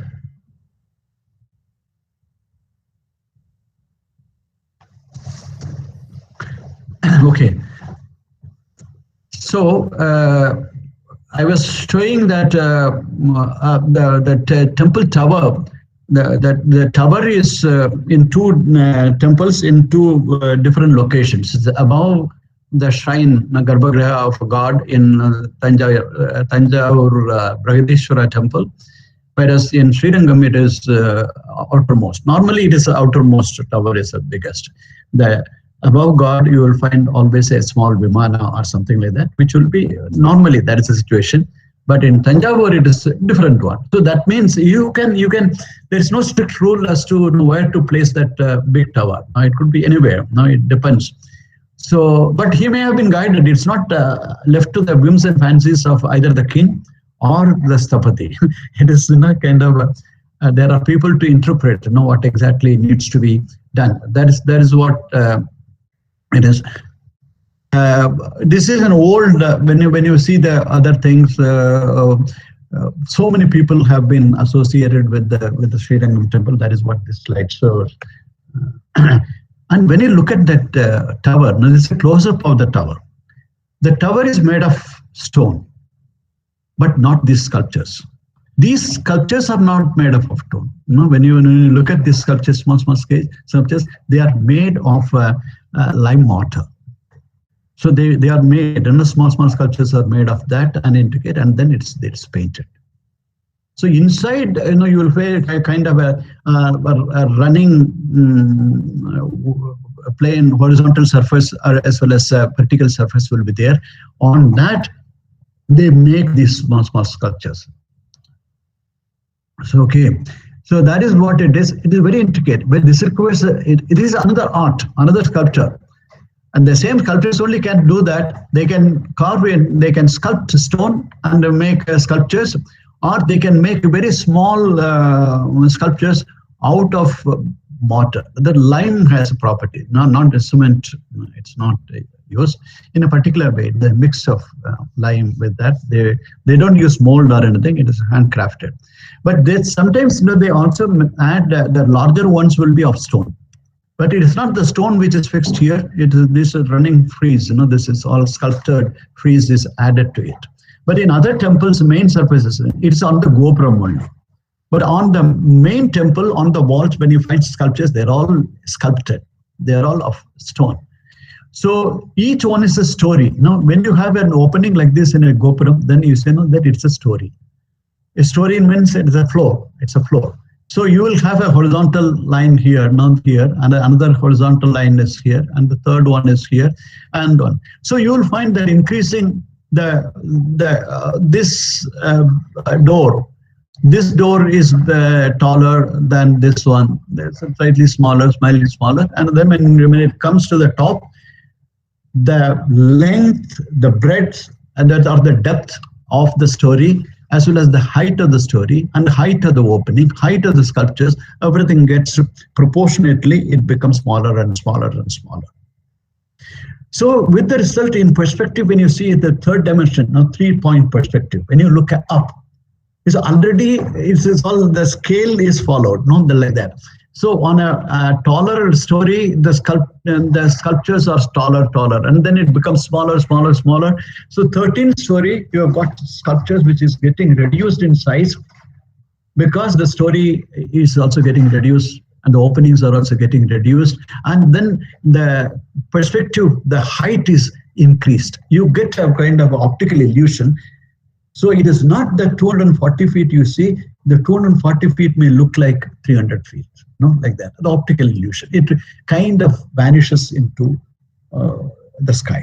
So that is a kind of a thing. So they consider so many things, each and everything is aspected. You can already see the reducing opening size as well as in this 3 stories that are visible here. Now coming back to this Tanjavur. So Tanjavur big temple, it is called, it's a big temple because Brahat is big, Brahmanda, Brahat. No, so the god is also Brihadeshwara, Ishvara, who is the biggest. So it is like, Shiva has so many names, like Bhuvaneshwar, Bhuvan. So the Ishwar of Bhuvana, the whole Bhuvanam is, you are the Ishwar. So like and in the same thing, what is stated of Shiva in Puri, Vishnu also gets the same name, Jagannath, Jagat Nath of Jagan. So it is the same, it means the same. Bhuvanam and Jag is both are same. So here, Vishnu is called Jagannath, and here Shiva is called Bhuvaneshwar, and here it is Brihadeshwara, like that. So it's all the same. Each one, whether who is big, who is greater, Shiva or Vishnu. If you ask them now, there was actually this doubt. It's not you and me who had. Everybody has this. Is there any kind of a competition? Are they two different things? Or is there who is bigger and who is smaller? So somebody who, you will find Shiva is always in meditation. So people now after great, they were waiting for him to open his eyes, and then for ages he was only in meditation, and then he opened his eyes, and then people had this curiosity. Great rishis had the curiosity. They asked him, may we know who you are meditating on? Because the rishis meditate on Shiva or Vishnu, and then he is meditating on. If he is closing his eyes and on meditation, people say he is meditating. Then he said, who else? Only Narayana. So he said, about Vishnu. So he said, I'm meditating on Vishnu. I see. Okay, then he said, okay. Then Vishnu is greater because he is meditating on Vishnu. So they went to Vishnu, and he is also on Yoga Nidra. Yoga Nidra is, he's kind of on a sleep-like position all the time. He's not opening, and so he is also So he opened his eyes and he asked me, what do you want? And then may I know what you are doing when you are closing your eyes? He said, I'm meditating. I'm lying down and meditating. So who are you meditating on? No, I'm meditating on Shiva. Who else? So he said, Shiva is, so Vishnu is meditating on Shiva and Shiva is meditating on Vishnu. So you decide who is great. It's not. They're complementary. They are two sides of the same coin. So you may worship him, or you may. It's for the sake of convenience. It is giving you an option. It is giving people an option. It is be giving the other people an option. It's not only these two options. There are innumerable options. You can worship Hanuman, you can worship Ganesh, you can worship Kartikeya, you can worship Parvati, you can worship Surya. So all of this, anyway, we'll come to that. That is another topic. This is I like talking about. So you've got a Gopuram. Now this is the first Gopuram which we enter at the extreme, and then that is bigger than the inner Gopuram. There is another Prakara. Each one, a Gopuram always signifies an entrance. So it's a gateway. And the gateway, it should be smaller, it should be large enough to accommodate even ceremonial processions. Accommodation normally in South. And nowadays, you can say all over India, the ceremonial processions all invariably, they consist of elephants. So the gateway should be tall enough for an elephant, the tallest of the elephants. And on the elephant, you've got capuchined elephant, means you will have some kind of a seat and some chamaram, and then God will be there, and some seat will be there. So all of this, that will add another 10 feet. So it should be elephant height plus another 10 feet. It should be capable of taking all of that. So that is why normally it's sometimes 30, 35 feet, 40 feet tall gate opening will be there. Opening, gateway. It's an open thing. And it also serve other purpose. There are people, when you, after doing your temple worship and all that, you'll be tired. So when you go out, on your way out, there will be a seat normally. So on that Gopuram, on the seat, you sit and then take rest.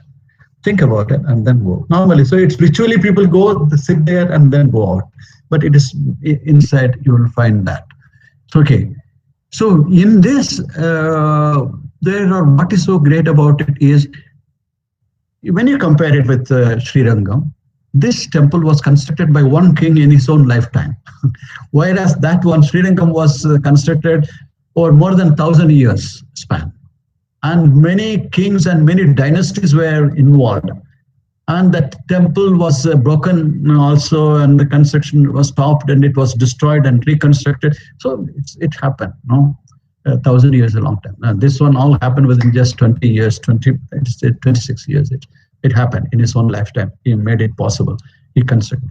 And this remarkable feat were achieved in that. And there are some kind of that linga itself is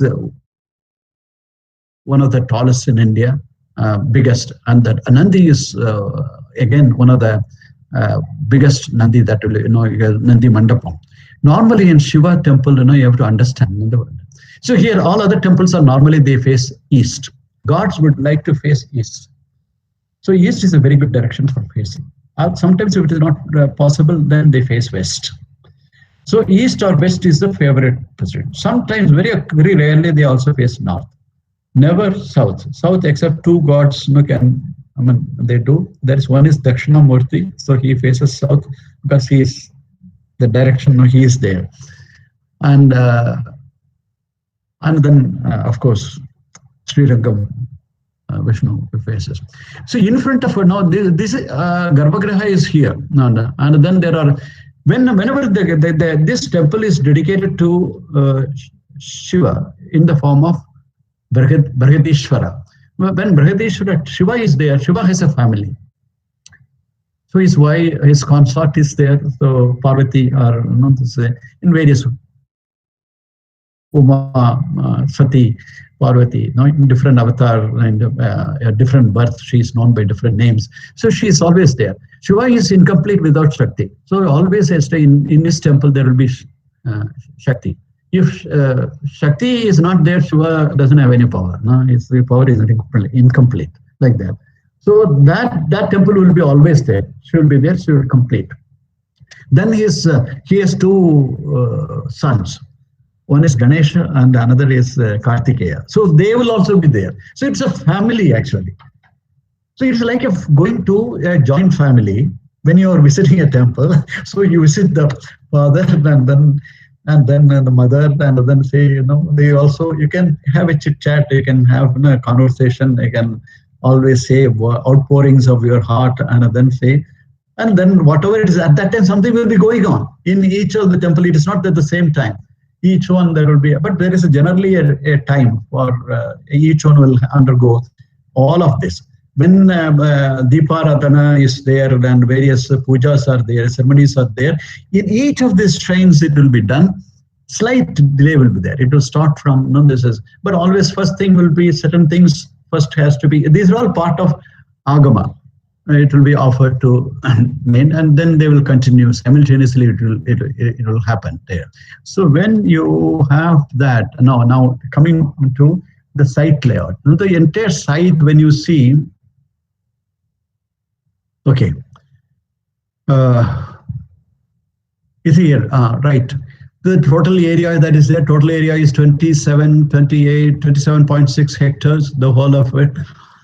And earlier, the canal, and nothing is existing right now. Existing in the sense that it doesn't have water. The moat also doesn't have a water here right now. This, of course, this works. And you can just see the curious temple. There's a church also there. This church was obviously church is not he didn't construct a church or anything. That it was added later. So of course, this is subsequently within the campus. Some later time somebody constructed. So what was constructed by the king was this one, and the Gopuram. This is the entrance Gopuram and next Gopuram, and then Raja Gopuram is here.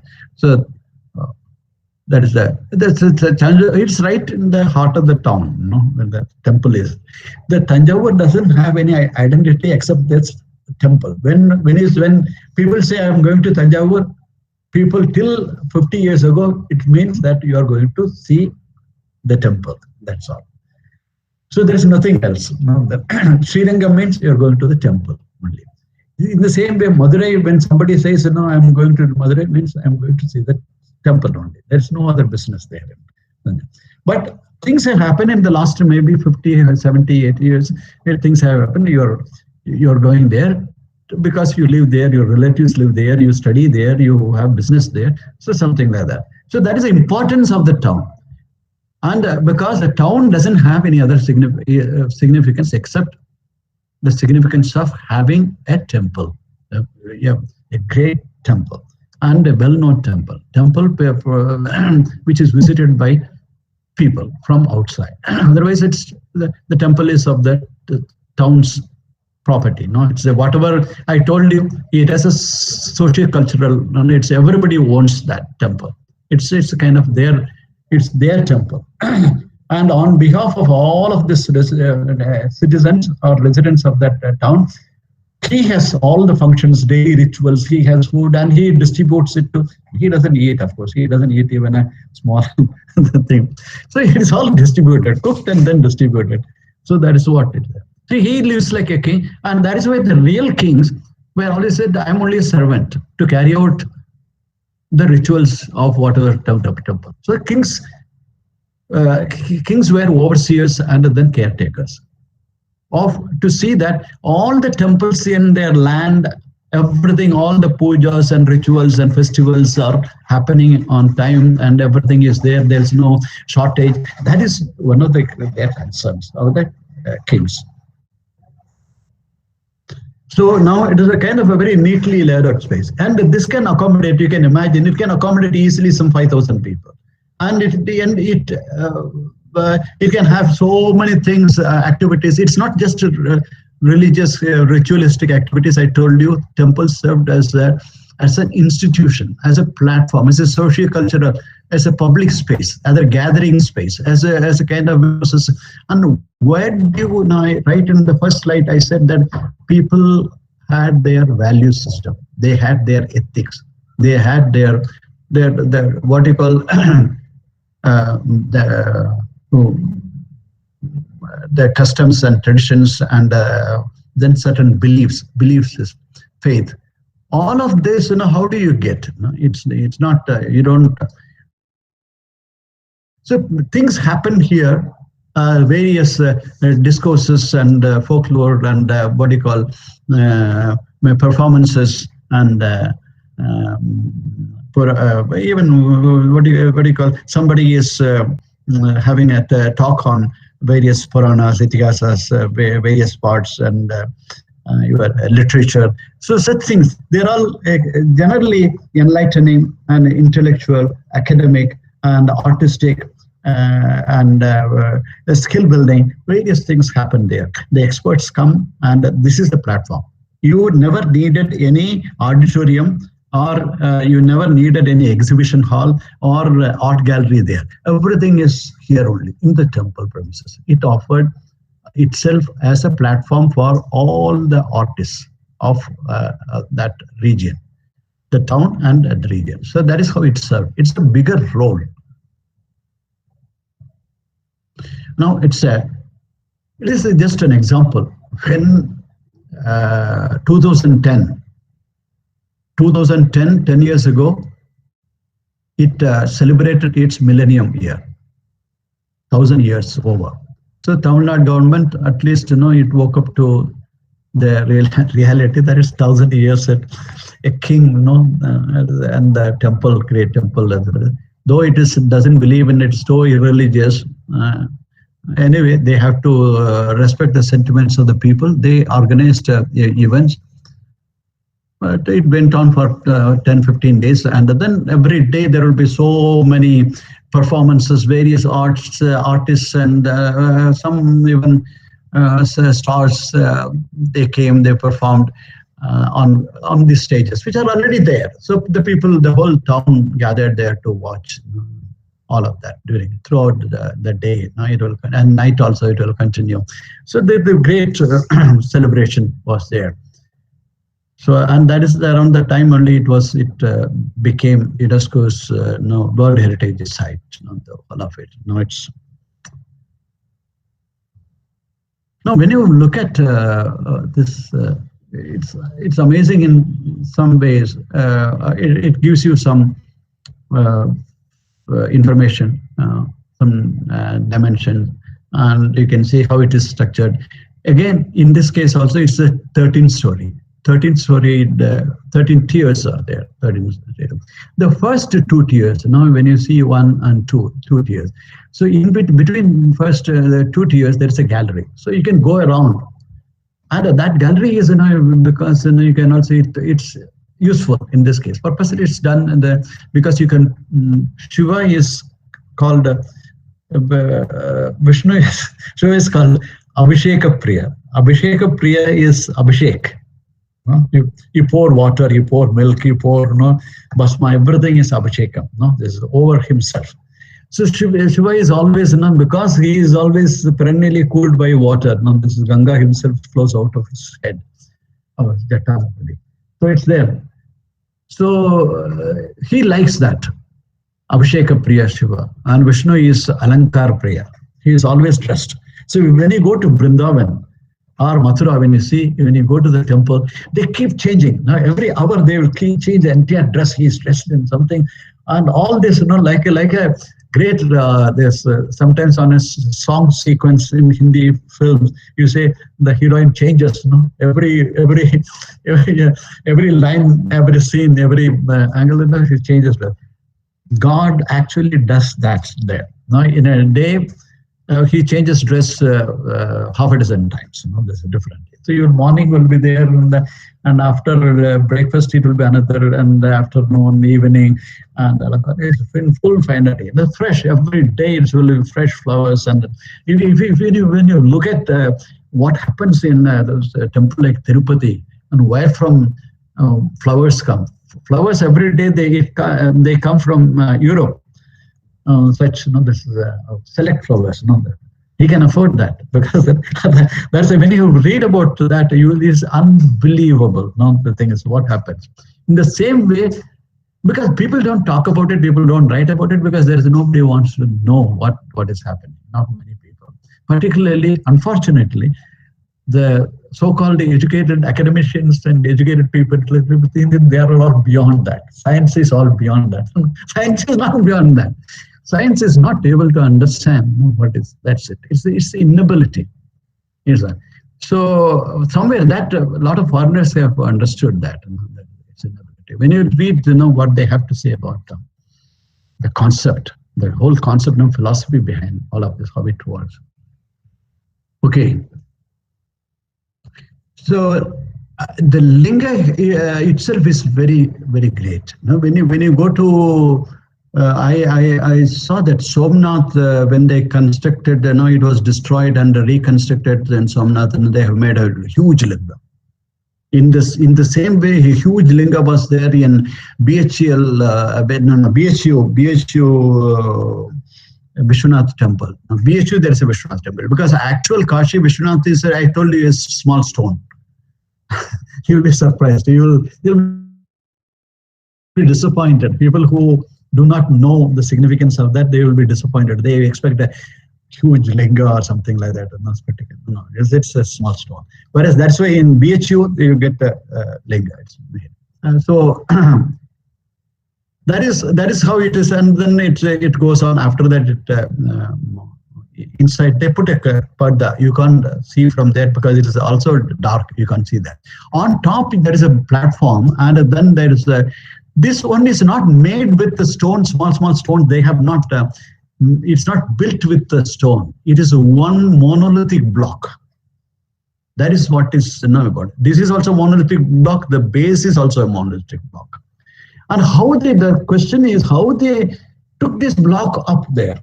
And then that, they somehow calculated it must be weighing something like 50 tons. How do you take a 50-ton stone to that height? No, at what time? No, what kind of scaffolding was required? No, all that. Then they worked out, and then this is the only way they have. We'll come to that. How exactly this is done. Now I told you that something about Brihadishwara. This Shiva is here, and Parvati is here. Brahanayaki. Brahanayaki is Parvati's shrine. Ganesha is there. This is Karuvurar temple is one of the saints temple. Murugan is Kartikeya. That is another. Chandikeshwara is always wherever Shiva is there. Chandikeshwara will be there. Chandikeshwara is one who keeps account of. Who is actually. You have to report. You have to first. From taking permission from Nandi, you can't visit. It's not effective. Who know how to worship in a Shiva temple, they all tell first go and do namaskaram to Nandi and take his permission and then go visit. Then Shiva accepts that, and then they come back and tell Nandi your whatever pleads, your requests, your prayers, and your whatever you need. You tell him, and he will tell him, convey it in appropriate time and more. And that's it. So Nandi is very important. Nandi always faces, because Nandi is a devotee. Now Nandi is very powerful actually. Nandi can, he is also a deva. So you have to, and of course, and then another form of Shiva is Nataraja.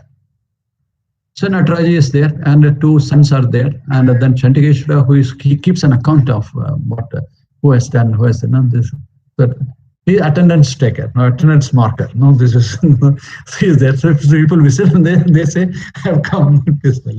Because he is always, Shiva is always in meditation. So that's, it's not that. No, it's a kind of a ritual. No, it's kind of this is what happens. Process. So you've got all around. You've got mandapas, your cloistered hall. All around. So each one there will be. It depends. Maybe there are so many other devotees whose small idols will be there, or somewhere else some other demi will be there. So that's. And you have on this side. These are steps, grand steps. No, it's at mandapa is at a height. It's more than 2 meters height. Mandapa. So you go there, and that's what. And the Dvajastambham is, all the great temples will have a flag post. The flag post is very important, because wherever the temple is, you can say whichever temple has a Dvajastambham, you can take it for granted that it's one of the what you call one of the well-known temples, and it has all the rituals, all functions and festivals. Everything is celebrated there. So that is so. Before on the first day of the festival, 10-day long festival. Normally it is for 10 days. They flag hoisting will be there. Each temple has a flag. So their flag hoisting will be there. So that will be on the Dvajastambham. Dvajastambham will also be covered with, even if it is stone, it is covered with sometimes in metal, sometimes in gold, if you can afford. No, this is. So it is very important. And you don't do namaskara or do in there. It is effective only when you do after the Dvajastambha. In between Dvajastambha and Nandi, no, you don't do anything. You just go pray and then come back and do namaskara here. So that is what the ritual is. The procedure is as per the procedure. So many times, it's like this. People do not know what to say, what not to say even in conversation in our daily life. You don't do this in front of elders. You don't do this in front of your mother, parents, or your teachers. But many people, they don't know it. So they do it, and then parents, they ignore it, or elders ignore it. In the same way, God will also ignore even if you don't know. But the procedure is that. So what to pray, how to pray, and what to say, and what not to say, that is it. What to do, so many things. So these are the various views of that. The techniques, of course, coming back to that, how that various Vimana, the Vimana and the Vimana's base. This is the Vimana and the base. How it is. This is how they say they must have constructed either a scaffolding or an earth scaffolding, and they get a ramp or scaffolding supported ramp. And then it must have been taken up that 6 kilometer long. And then it is just to prove that this is how they did. They also show 6 kilometers away there is a village, and in that village there is, when it was constructed, the beginning of it, there are evidences. They have also structures. There is some temple. So all of that, right? So there was a connection which was made. Now, even if whatever way it is, something must have been done, something remarkable must have been done, and that shows, there's a kind of how resourceful they are, and they could ingeniously innovate ways of doing things, solving their own problems. So now another very the engineering skill, the precision and technological. When it is each one, there are different type of towers. This Gopuram is also a tower. And now you've got Leaning Tower of Pisa, which actually leaned. But it's a constructional mistake. Somebody could not constructional mistake, and so something went wrong, and then it's kind of, you see the height. Big Ben clock tower is, with all the spheres and all that, everything. It's 96. Good. And the 60 is 2/3 of that is 66 meters as is Tanjavur Gopuram, and Pisa tower is 56 and 27. This was done 1,000 years ago, 1,020 years ago. This was done not even 200 years ago. This was done in somewhere 500, 600 years ago. And this was done in 500 years ago. So they all have some kind of degree of leaning. So they are not a straight plumb line, and they were not able to maintain. So how much of engineering precision in the absence of such instrumentation, in the absence of such vertical equipments, and even vertical, so much of theoretical learning, how did they achieve this zero leaning? That is precisely, it is vertical. And the others were not able to achieve that. How did they achieve it? There's still something a lot of people are doing with the result, because it doesn't have any. It's a plumb. It's a kind of precise, exactly the both sides that meet the top. There's no leaning. It doesn't cast any shadow on the ground. The temple tower does not cast any shadow on that. The shadow falls on the tower itself at any time of the year. So that is another remarkable thing. It doesn't cast any shadow on the ground. So it's a kind of a what how did they achieve that, and how did they work out? So that's again another feat which they achieved. So when we go to the next one, so Chennai, there are all Kanchipuram is there. This Kanchipuram you must. It's a people who go to Chennai get some time. You must visit Kanchipuram because it's only 70 kilometers from Chennai, 72 kilometers. There are, you believe it not, there are more than 100 temples in that. There are 127 temples. At least I would say that some 2 dozen temples are great temples. In a small town, so many temples. It's a kind of a city of temples. Kanchipuram is a city, is known as a city of temples. So many temples are there, all great temples. So, and I told you already, Kanchi is one of the Mokshapuris there. But it's not visited. Nobody visits. No architecture student has visited. I had to take my students to compulsorily, but the other time student. And then somewhere on the coast where I show, that that is where Mahabalipuram is. Mahabalipuram is again on the shore, seashore. There is the Pallava king, Mahendra Pallavan.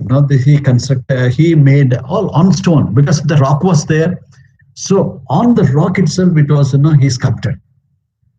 So it's a kind of, and then there were rock outcrops he made, which is known as the pagodas. This Pandava Ratham, signifying each one is named after Pandavas.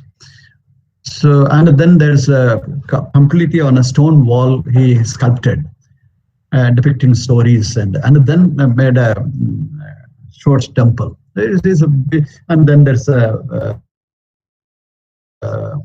lighthouse also. And there are some other small shrines. It's a huge on a kind of a barren rock, granite rock. It is done there. It's a fantastic place to go because the sea is there around there. And but the sea has been damaging because salt water, it has been eroding, but nothing much bad has happened to it. It's like you can see, you cannot preside the same sharp edge. It's been smooth, and Tiruvannamalai is there. There is again actually a great temple town. Kadalur and Chidambaram is again, I told you, it's a great temple. And then you've got Tiruchirappalli and near that Srirangam. And Kumbakonam and Tanjavur is just now we saw. Kumbakonam is another town. It's a small town which many temples, many great temples, not like that. So you've got Madurai. Madurai is there, and Tirunelveli, all temples. Everywhere you've got temples. So it's another thing you can visit, but we are now looking at now we are slightly. I will show you somewhere here where we are going to is Hampi. Hampi is not even, it's not in the map because obviously it is no town there. But remember, this Hampi was once upon a time it was the capital, and the capital for Vijayanagara kingdom. Vijayanagara dynasties for 200 years, kings ruled over their vast territory with Hampi as the capital. And before that also it was an important town, and it also the previous dynasties also had it as an important place. And it has, that is what now nobody lives there. Nobody in the sense there is only ruins. It's a very sad story. But it is kind of, it's the nearest town is Hospet, not this. Okay. This is the ruins. These are the ruins of what you see here is ruins and Tungabhadra River is there. On the bank of Tungabhadra River, this capital city was established. And before that, there was a Hoysala Empire. Before Vijayanagara Empire, there was a Hoysala Empire, and that was destroyed by Alauddin Khilji and Malik Kafur. So these two characters, they visited, even they came all the way. They destroyed Trichy. They went to Madurai Meenakshi temple. They destroyed that. They looted money, went back. Now this, that. Why is it that, are you at that time? Because you don't expect. Because your sensitivity, your culture does not allow you to destroy somebody else's culture. So we have not done that. So that's why the kings were not prepared for that. So anyway, so that is whatever it is going, it is, but it's very, after Hoysala Empire was not in Hampi, but in the nearby empire. And then two brothers, they were a part of the Hoysala king, the army. They rose from that ashes. They destroyed the nearby region, and then these people, they wanted, they gathered forces, and then they established Hampi. It was already working. There were temples in Hampi, but they established the city and established this now what is known as Vijayanagara Empire. And they called it, because it was adjacent to the existing temples, very adjacent to that, and with the blessings of the Guru, the Sringeri Shankaracharya Guru, he blessed them. So you said you establish capital, and then they started. So that is at that time it was known as Vidyanagara, and then because subsequent kings, these two brothers, they ruled for some time, and then their descendants, they ruled, and then the most famous of them is Krishna Devaraya. Krishna Devaraya is, he's a very remarkable person, and he ruled. And then he ruled, and after that, his descendant, he was again till from 1340 till 1565, it was destroyed. Again, from Delhi, from north, the forces came, attacked, destroyed, and then they burned the city. And at that time, in 1550, 1540, and early 1500, so many foreign visitors, they came, and they had trade, and it was flourishing. And so many writers, foreign writers, visitors, they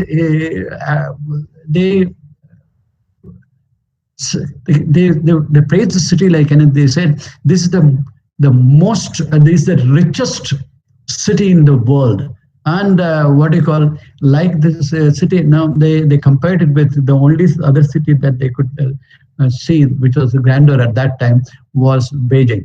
So Beijing and this one, Vijayanagara, and it had remarkable wealth, and it had market, it had completely a city which was far ahead of its times in terms of infrastructure. It has a very well worked out waterway system, so water supply was very good, and the granaries, of course, adjoining fields where they produce enough. It was all irrigated very well, so canal system was also there, water supply was there, drainage was there, and then the people were all very happy, healthy, and wealthy. So that's it, and it attracted a lot of foreigners. That was the scene in early 1500 till so then in 1560 or 1565, it was destroyed, and the destruction continued for 6 months. They killed people there, or some people, natives left, and then it became deserted. Deserted meant completely became a ghost town. For 2 centuries, nobody visited. There was an effort in the foreigners, when the Englishmen, they came after 2 centuries, and they said, The city is, they were stunned to see such a city in ruins. It's a remarkable city that has become ruins, and at that time, tigers were roaming there. And in the buildings, tigers were living. And that was the scene. And it was in 18th century. And then another Englishman came in 1850 or so, and kind of surveyed, documented these buildings, and great efforts were made. Such a thing, a remarkable thing which was done. So in retrospect, India, the rest of India, people were blissfully ignorant of this, what was happening there. Though there were a lot of legends. Now I'm showing you, it's kind of a completely, it's granite, this is. So buildings, you only have to pick up granite from nearby and then start constructing. But out of granite, what they have made? Out of granite, they have made poems, they have made sculptures, they have made remarkable things which you can imagine only in your dreams. Such things. It was a dream city which was there, and which continued to flourish for 200 years. And then it was destroyed in 6 months, burnt. So that is what the scene, what is left of that. Now, after that, Indians could get to know about it only in 20th century, after independence. After it is 1980 only. So when I was a student, I didn't know about it at all. So that is what you kind of know. You have to. It's the Britishers 100 years earlier. They documented it. They took photograph in 1865, 1870. The what you call different kind of photograph, lithographic some work. They documented. They had sketches, and that are now published here. I will show you some photographs which are there. So there were great. It has this Hampi is actually original name is Pampa. Pampa is one of the names of Parvati. In Karnataka, Ha becomes Pa, like Puli becomes Huli, Pal becomes Halu. So in the same way, Parvati Pampa becomes Hampa. So Hampa, Hampi, Hampi. So it was Pampapura, which became Hampipura, Hampi. So that is how it is. So if there's a temple, the main temple is that is dedicated to because it is a Parvati Kshetra, Parvatipura, dedicated to Shiva and Parvati. There. So and then in the earlier time, there was temples, and it was also part of what is known as during Ramana time Kishkinda. So Kishkinda is this one, Sugriva, Bali, and even Hanuman. All that's the area. This is the region. So it's such a remarkable, such a glorious, such ancient. It's antiquity. It's full of. And then he made city having. This is one city which had not only temples but also palaces, or various things. You see elephant stable for elephants. Such a what do you call stone structures. Just see, imagine that, and then it's something like this various mahals for queen, and the bathing tank for queen, and then other water tanks and so many things, mandapas for and platforms for cultural festivals and marketplace. Everything was constructed of the temple. It's something you can only. Now we can, the great team of architects and planners, they can plan on paper and then make a model of it, but which was already there. So you've got the remnants, the remaining structures, where the residents. Now these small dwellings have come up in recent times. People have been, because when it was deserted, when it was in ruins, of course they find there is some water, there are some tanks, and so they can come and live there, even though it's totally inaccessible kind of.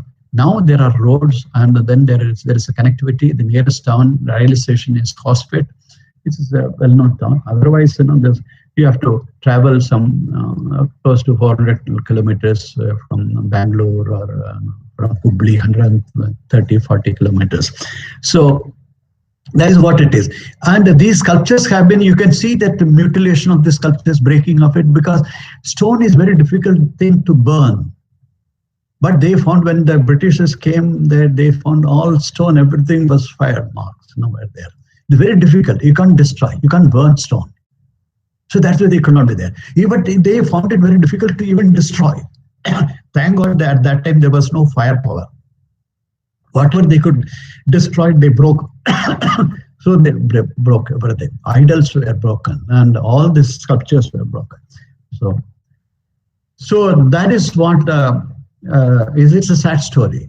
It's a kind of a very painful story. But at the same time, for architects, for people who are interested in stones, if there is one place which must be visited, I would suggest it is Hampi. So Hampi is a kind of a it's a place, the place for stone buildings. And what you can do with stone, it's not only buildings, but the whole city can be planned. All the kinds of structures that you can think of, water structures and public structures and or secular residential structures and palaces and very public gathering structures for. So all of this is part of that. So it's not only in Rajasthan, Gujarat, and North you have got stepped well. You have got stepped tanks also. You've got here. So that is what Hampi. It's a kind of a very, but very interesting, very painful, sad, but something I haven't visited because I didn't know. As I told you, I didn't know about it. People didn't. Only in the last now, my only goal is to visit Hampi sometime, spend some time, and then see, move on. And, So please take me along. It's on my list for a very long time. Why can't we go now because of this stone? Stone is a material, and in fact, that's a I team would we like should to, do. sir. Yeah, like the Hoysala dynasty, that documentation and Hampi, these two are there on my mind for a very long time. So Hoysala is also nearby. There's Yeah. 30 kilometers from here. Yes, sir. So yeah, Yes, sir. those ruins are temples Yeah. there. Maybe once the travel Very restrictions are over, we can plan there, going there. right. Something we should Okay. do. Yes, Well, sir. because it requires you cannot very easily reach Hampi. You Yes. require from even if you plan from Hubli, from Bangalore it is 380 kilometers.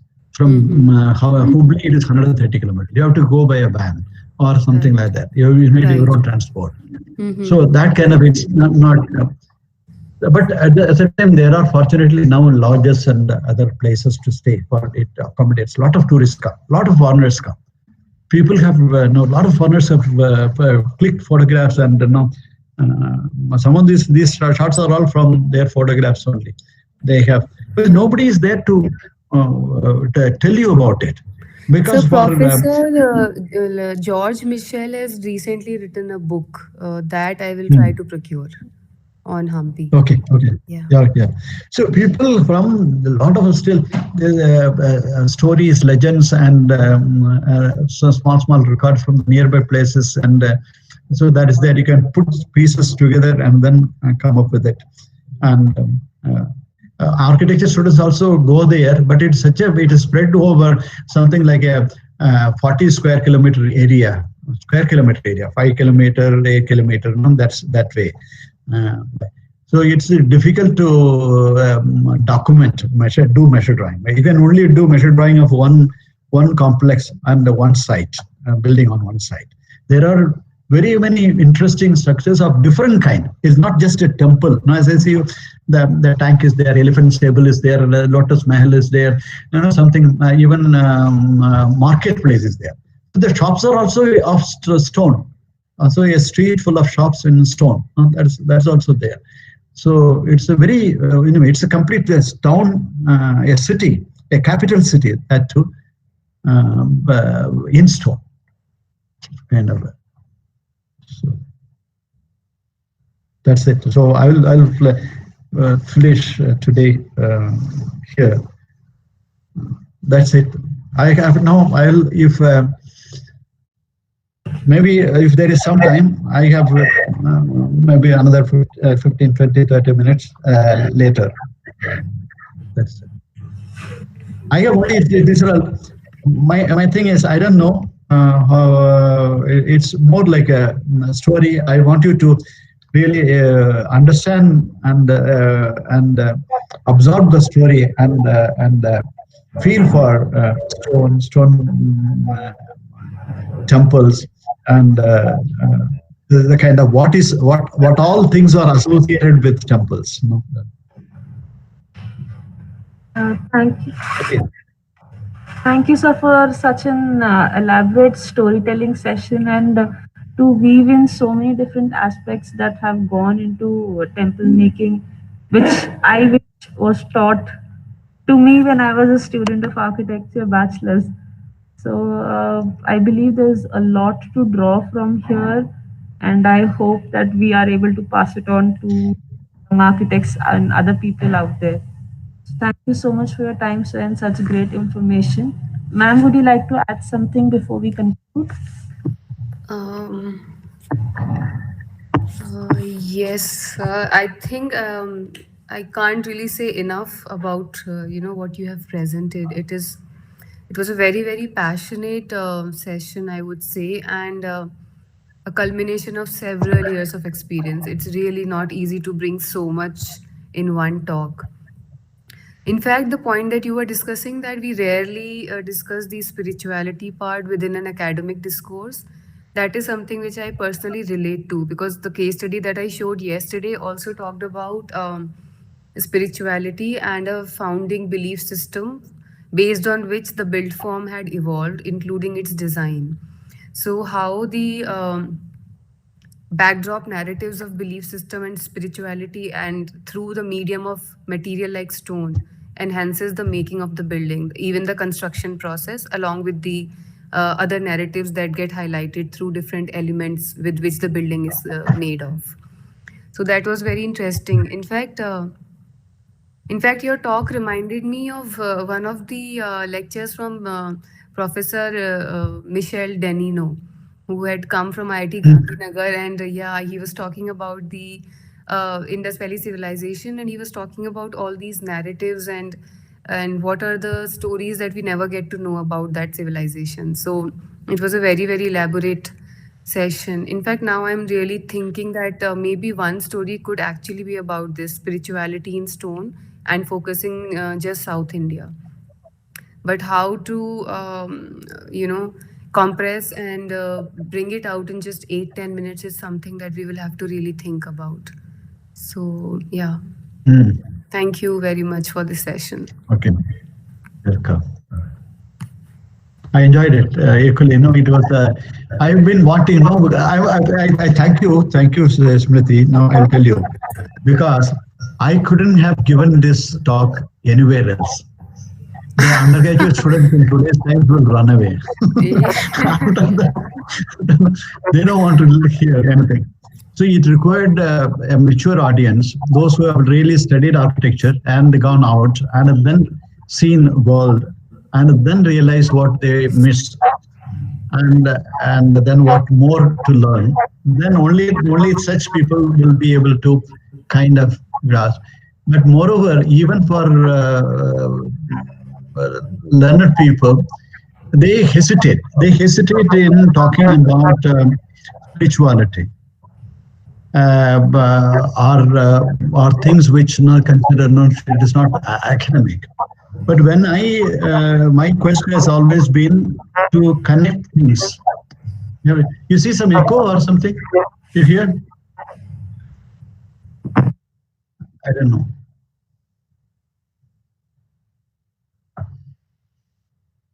Hello. I don't know what is happening. Is it, ma'am, you're on? Hello. Yeah, sir, you can try now because the other people have put their mic on the off mode. No. It's fine. No, if somebody wants to. I just what I was saying was for any. It took me many years to realize that, and also make a decision on what I want to learn. Do I want to go deep into a subject and learn more and more and more and more and finally, it would get narrower, narrower, narrower, and then I will be so much insulated from the reality, or trying to go kind of and look for the real picture, the whole picture, and so look at in all directions, and then see how really things are, how they are linked, connected, and work. So I chose the second one. It has been a quest of looking at the connectivities, the linkages, and trying to understand. Even if I may not agree with that, I may not be practicing or have any in-depth knowledge of it, but I understand. I want to understand how things are. So that way, so to that extent, I was been exploring and kind of discovering new connections and new facets and the sides. So that gives me that also has been changing my perception of what I had, or the earlier perception of anything. Let it be how I look at architecture, for example, or how I look at a particular type of architecture, or a particular aspect of architecture. Everything has undergone, or how do you learn architecture, or how do you learn anything for that matter. So that has been, now I have come to such a thing after looking at many things, that you don't need an institution. The learning is two different things. One is, if you want to learn, go ahead and learn. So now the whole world is open to you. And another thing is, this is an educational institution. So education and learning need not be one and the same. These are two different things. So you want to be part of the educational institution and do the program learning and get a degree and that, so you go ahead. So you will get some learning also out of it. But definitely a lot of learning will be there. But there's one kind of learning. But you can also, if somebody who is not able to attend an institution and also doesn't have the resources or the time, or wants to, are not qualified so far, because the institutions only say that you are not qualified. You are not qualified to do engineering. You are not qualified to do mechanical engineering. So they make him do civil engineering. So this, look at the system, on the basis of the entrance examination and your rank, you are allotted a subject, you are a branch. So your mark is not good enough to learn, say, mechanical engineering or computer engineering. So we can only give you metallurgical engineering or civil engineering or something, architecture. You're not good enough for the architecture. So that is the wrong way of deciding. That's on the basis of marks. So at the same time, learning, nobody is stopping him from learning mechanical engineering. He can learn. So he can learn, but the only thing is, it may be a time-consuming process. He can be a fantastic technologist, turn out to be an inventor and come up with it. If you see the history of a lot of the so-called inventors and people who have come up with a lot of innovative technologies, they didn't have this background, proper institutional background. In fact, people with a lot of institutional background and achievement and academicians, they have contributed very little towards technology, engineering-wise. So it's in the same way, great architects don't have great degrees. So doing something in a practical world is one thing, and having an academic background, academic knowledge, and in a particular way of something is another thing. So they are two different. You can go ahead and do anything, like that. So if I want to know about health and medicine and how to keep good health, I don't have to be a doctor. So I can also go about and learn about it, but people may not approve of it. They may say, no, you can't do that. You are not qualified. If I have knowledge, I have my own opinion. So in the same way, so the whole world of knowledge is open to you. It has always been open to people. So that is what I have learned. You can add. So when I started teaching landscape architecture, I was not a landscape architecture specialist. I didn't have But I started teaching landscape architecture because I was interested in it.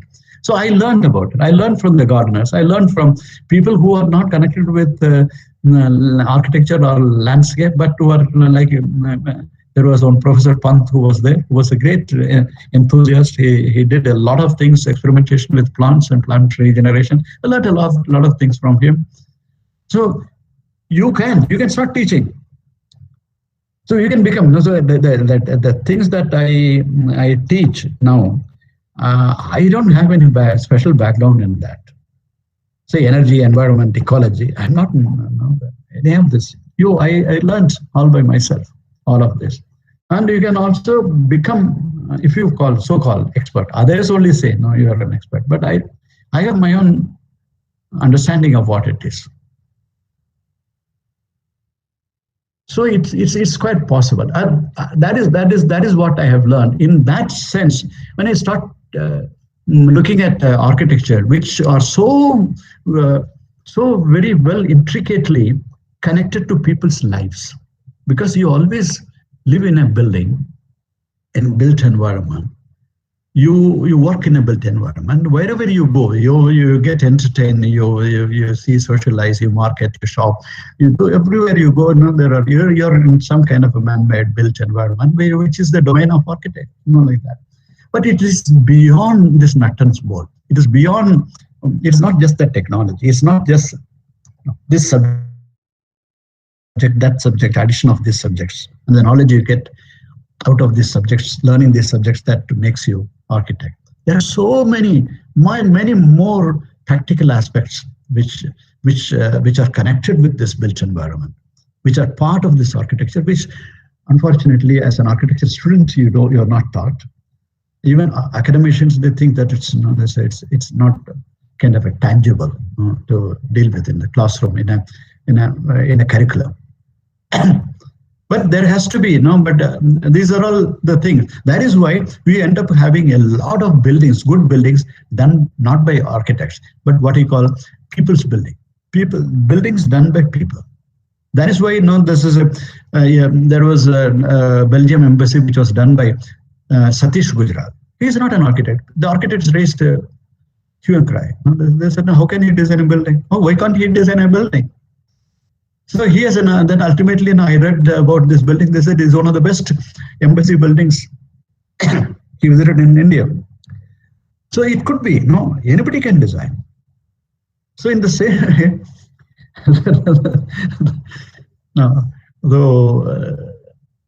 that's from that line of thinking only it has come. Yeah. No, sir, it is quite commendable, and I would like to have in that perspective, which also talks about, connection with the environment and the people. It's quite important. That dimension needs to be brought in. In fact, during one of the webinars, we are thinking to call a Sompura or a Sthapati, and there will be two more experts. And within the same webinar, we can actually hear you also probably presenting another small section that talks about way of life and this interrelation with the construction, the entire process which is interwoven together. So I'm still coordinating for those sessions. One webinar should be in the middle of January and another one towards the end of it. So I'm coordinating with Sandeep and Shweta on that. Okay. Okay, you told me about it. There are two scheduled in January, no? One in the middle and one towards the end. Yeah. I only hope that the it doesn't become too cold at time. But it will be a short webinar. Must be. It will be one day each. It will be one day each. There will be 3 experts and all of us who are there in the project team as of now. And maybe I'll see how the timings go. I can probably make it inclusive for the students who I teach at that time. Currently, I have first year, the new classes have not. Now, I will give you one. Okay, I will suggest a name. Instead of me, I would like, there is one architect who in recent times he has done a lot of studies on, I will suggest 2 names. It could be either of them. I told you, just now I mentioned that one of my friends and his wife, both, they have written a book on Srirangam temple. They have studied, they have documented it, and then they have studied that Srirangam. So that is one person in mind. He could be, he is a person who who could tell you a lot of interesting things about Srirangam. And in that webinar, one of the webinars, is it possible, or another person is there who is also, who has taken a lot of interest in recent times in studying temple architecture, and he can talk about it at great length. He is also an architect based in So, China. yeah, So yeah, I'll since it's a try webinar, to. Okay. I'll one try to person. accommodate. The only thing is that there are some preferences that I'm going by what Excel also suggested, going by some profiles that he's I interested see. in Okay. understanding. Yeah. So he's very much interested in listening to Amrish Arora, who does a lot of work with contemporary material, like the traditional materials, but in a contemporary manner. Hmm. Like the Krushi Manner. Bhavan Okay. Orissa, which has been Krushi Bhavan Bhubaneswar has been awarded like at several Hmm. platforms. That is what Studio Lotus has designed. So one is that he's thinking about, and Hmm. he's also very much interested in having one session with somebody who does digital, building crafts and like CNC Okay. machines and Hmm. other setup. One he's particularly interested in quarrying, and then Hmm. maybe one Hmm. like Sthapati or a Sompura. Maybe somebody like Professor Adam Okay. Hardy Okay. or Fine. Dr. Shikha Jain or things like. But I'll see how it goes, and you can Hmm. just type and send me the Yeah. Yeah. names. I can try to organize their lecture Hmm. through other ways, guest lecture at No, no, IIT or not me. through No, some no, no, other no. Please don't. platforms. No, no, no, no, not me, not me. I am not in this, and that's that. These are great things, and people who have done great things, real things. So they let them speak. People, the real practitioners and professionals who have been working and dealing with stone directly. That Yeah, we should yeah, listen to them. So yeah. But we sculptors can and the all be a part scientists of and the. But we can all be a part of right audience, discussion. So it audience, would be nice that part of audience. yeah, yeah. We can at least discuss and have some questions or anything. Yeah. I, I am only, I can learn from them. So you have a lot to add, so that's fine. You can Yeah, always be a part yeah, of I will be there. discourse. Participation in some kind of a discussion or something like that. Definitely, I'll be there after Okay, listening to okay, okay. I'll just leave it to Shweta now. them. Okay. With that discussion and way to look forward to more webinars and more stories up ahead, I think we'll conclude for today. And tomorrow again, we'll have a session, a day 4, where I think we would be working towards the narratives and storyboard telling from the Indian side. So